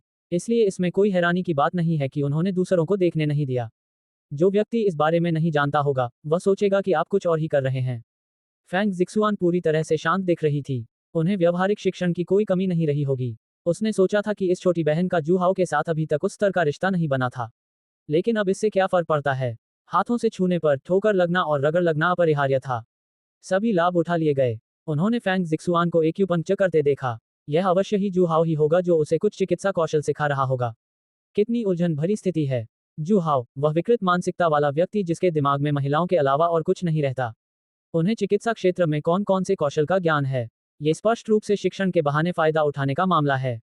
फिर भी छोटी बहनें यही कहती रहीं कि जूहाओ एक अच्छा इंसान था। सू चेन इतना गुस्से में था कि उसकी सांस फूल रही थी। उसकी निगाहें तेज हो गईं। जूहाओ द्वारा फैंग जिक्सुआन को पढ़ाना समाप्त करने के बाद उसने वास्तव में उनके बगल में बैठी छोटी बहन जू किंगजू को पढ़ाना शुरू कर दिया। छोटी बहन स्पष्ट रूप से अपना पहला पाठ सीख रही थी। उसके गाल गुलाबी हो गए थे, जो देखने में कोमल और सुंदर लग रहे थे। सू चेन की आंखें चौड़ी हो गईं, उसने सचमुच जूहाओ को देख लिया था। 193 पिता का स्नेह, पुत्री की भक्ति, उसे बेडरूम में भेजने से बस थोड़ा ही दूर। छोटी बहन का अपमान। सू चेन ने क्या देखा? पता चला कि जूहाओ ने देखा कि उसकी लिंगर का शरीर तनावग्रस्त था, जिससे पढ़ाना असुविधाजनक हो रहा था। इसलिए उसने उसे मसाज दी। किंगजू, तुम्हारा शरीर इस समय बहुत अकड़ा हुआ है। घबराओ मत, थोड़ा आराम करो। जूहाओ ने अपने कुछ एक्यूपॉइंट्स पर दबाव डालते हुए कहा। सू चेन काफी दूर थी। उसके नजरिए से ऐसा लग रहा था कि वह अपनी छोटी बहन का अपमान कर रहा है। इससे वह बेहद क्रोधित हो गया। अगर उसने फैंग जिक्सुआन या जू किंगजू के चेहरों पर अनिच्छा का जरा सा भी संकेत देखा होता, वह तुरंत आगे बढ़कर जूहाओ से जानलेवा लड़ाई लड़ने के लिए दौड़ पड़ता। लेकिन वहां कोई नहीं था। दोनों महिलाएं बहुत सहयोगी थीं। सू चेन ने अपनी सांस रोक ली, वह सांस नहीं छोड़ पा रहा था और बेहद असहज महसूस कर रहा था। डिंग, सू चेन बेहद दुखी है। भावनात्मक मूल्य जोड़ 999। दोपहर की पढ़ाई समाप्त हुई। उनकी चौथी शिष्या जू किंगक्सू वास्तव में उनकी शिष्या फैंग जिक्सुआन से कहीं अधिक प्रतिभाशाली थी। उसने पहले दिन बहुत अच्छी तरह से सीखा। फैंग जिक्सुआन अपनी सुई धागे की तकनीकों का अभ्यास करने के साथ साथ समय समय पर पिता और लिंगर को भी देखती रहती थी। ये देखकर कि छोटी बहन ने विरोध नहीं किया। उनके रिश्ते में धीरे धीरे सुधार के संकेत दिखने लगे थे। वह सचमुच खुश थी। उसने जूहाओ से छोटी बहन को पढ़ाने का अनुरोध किया था।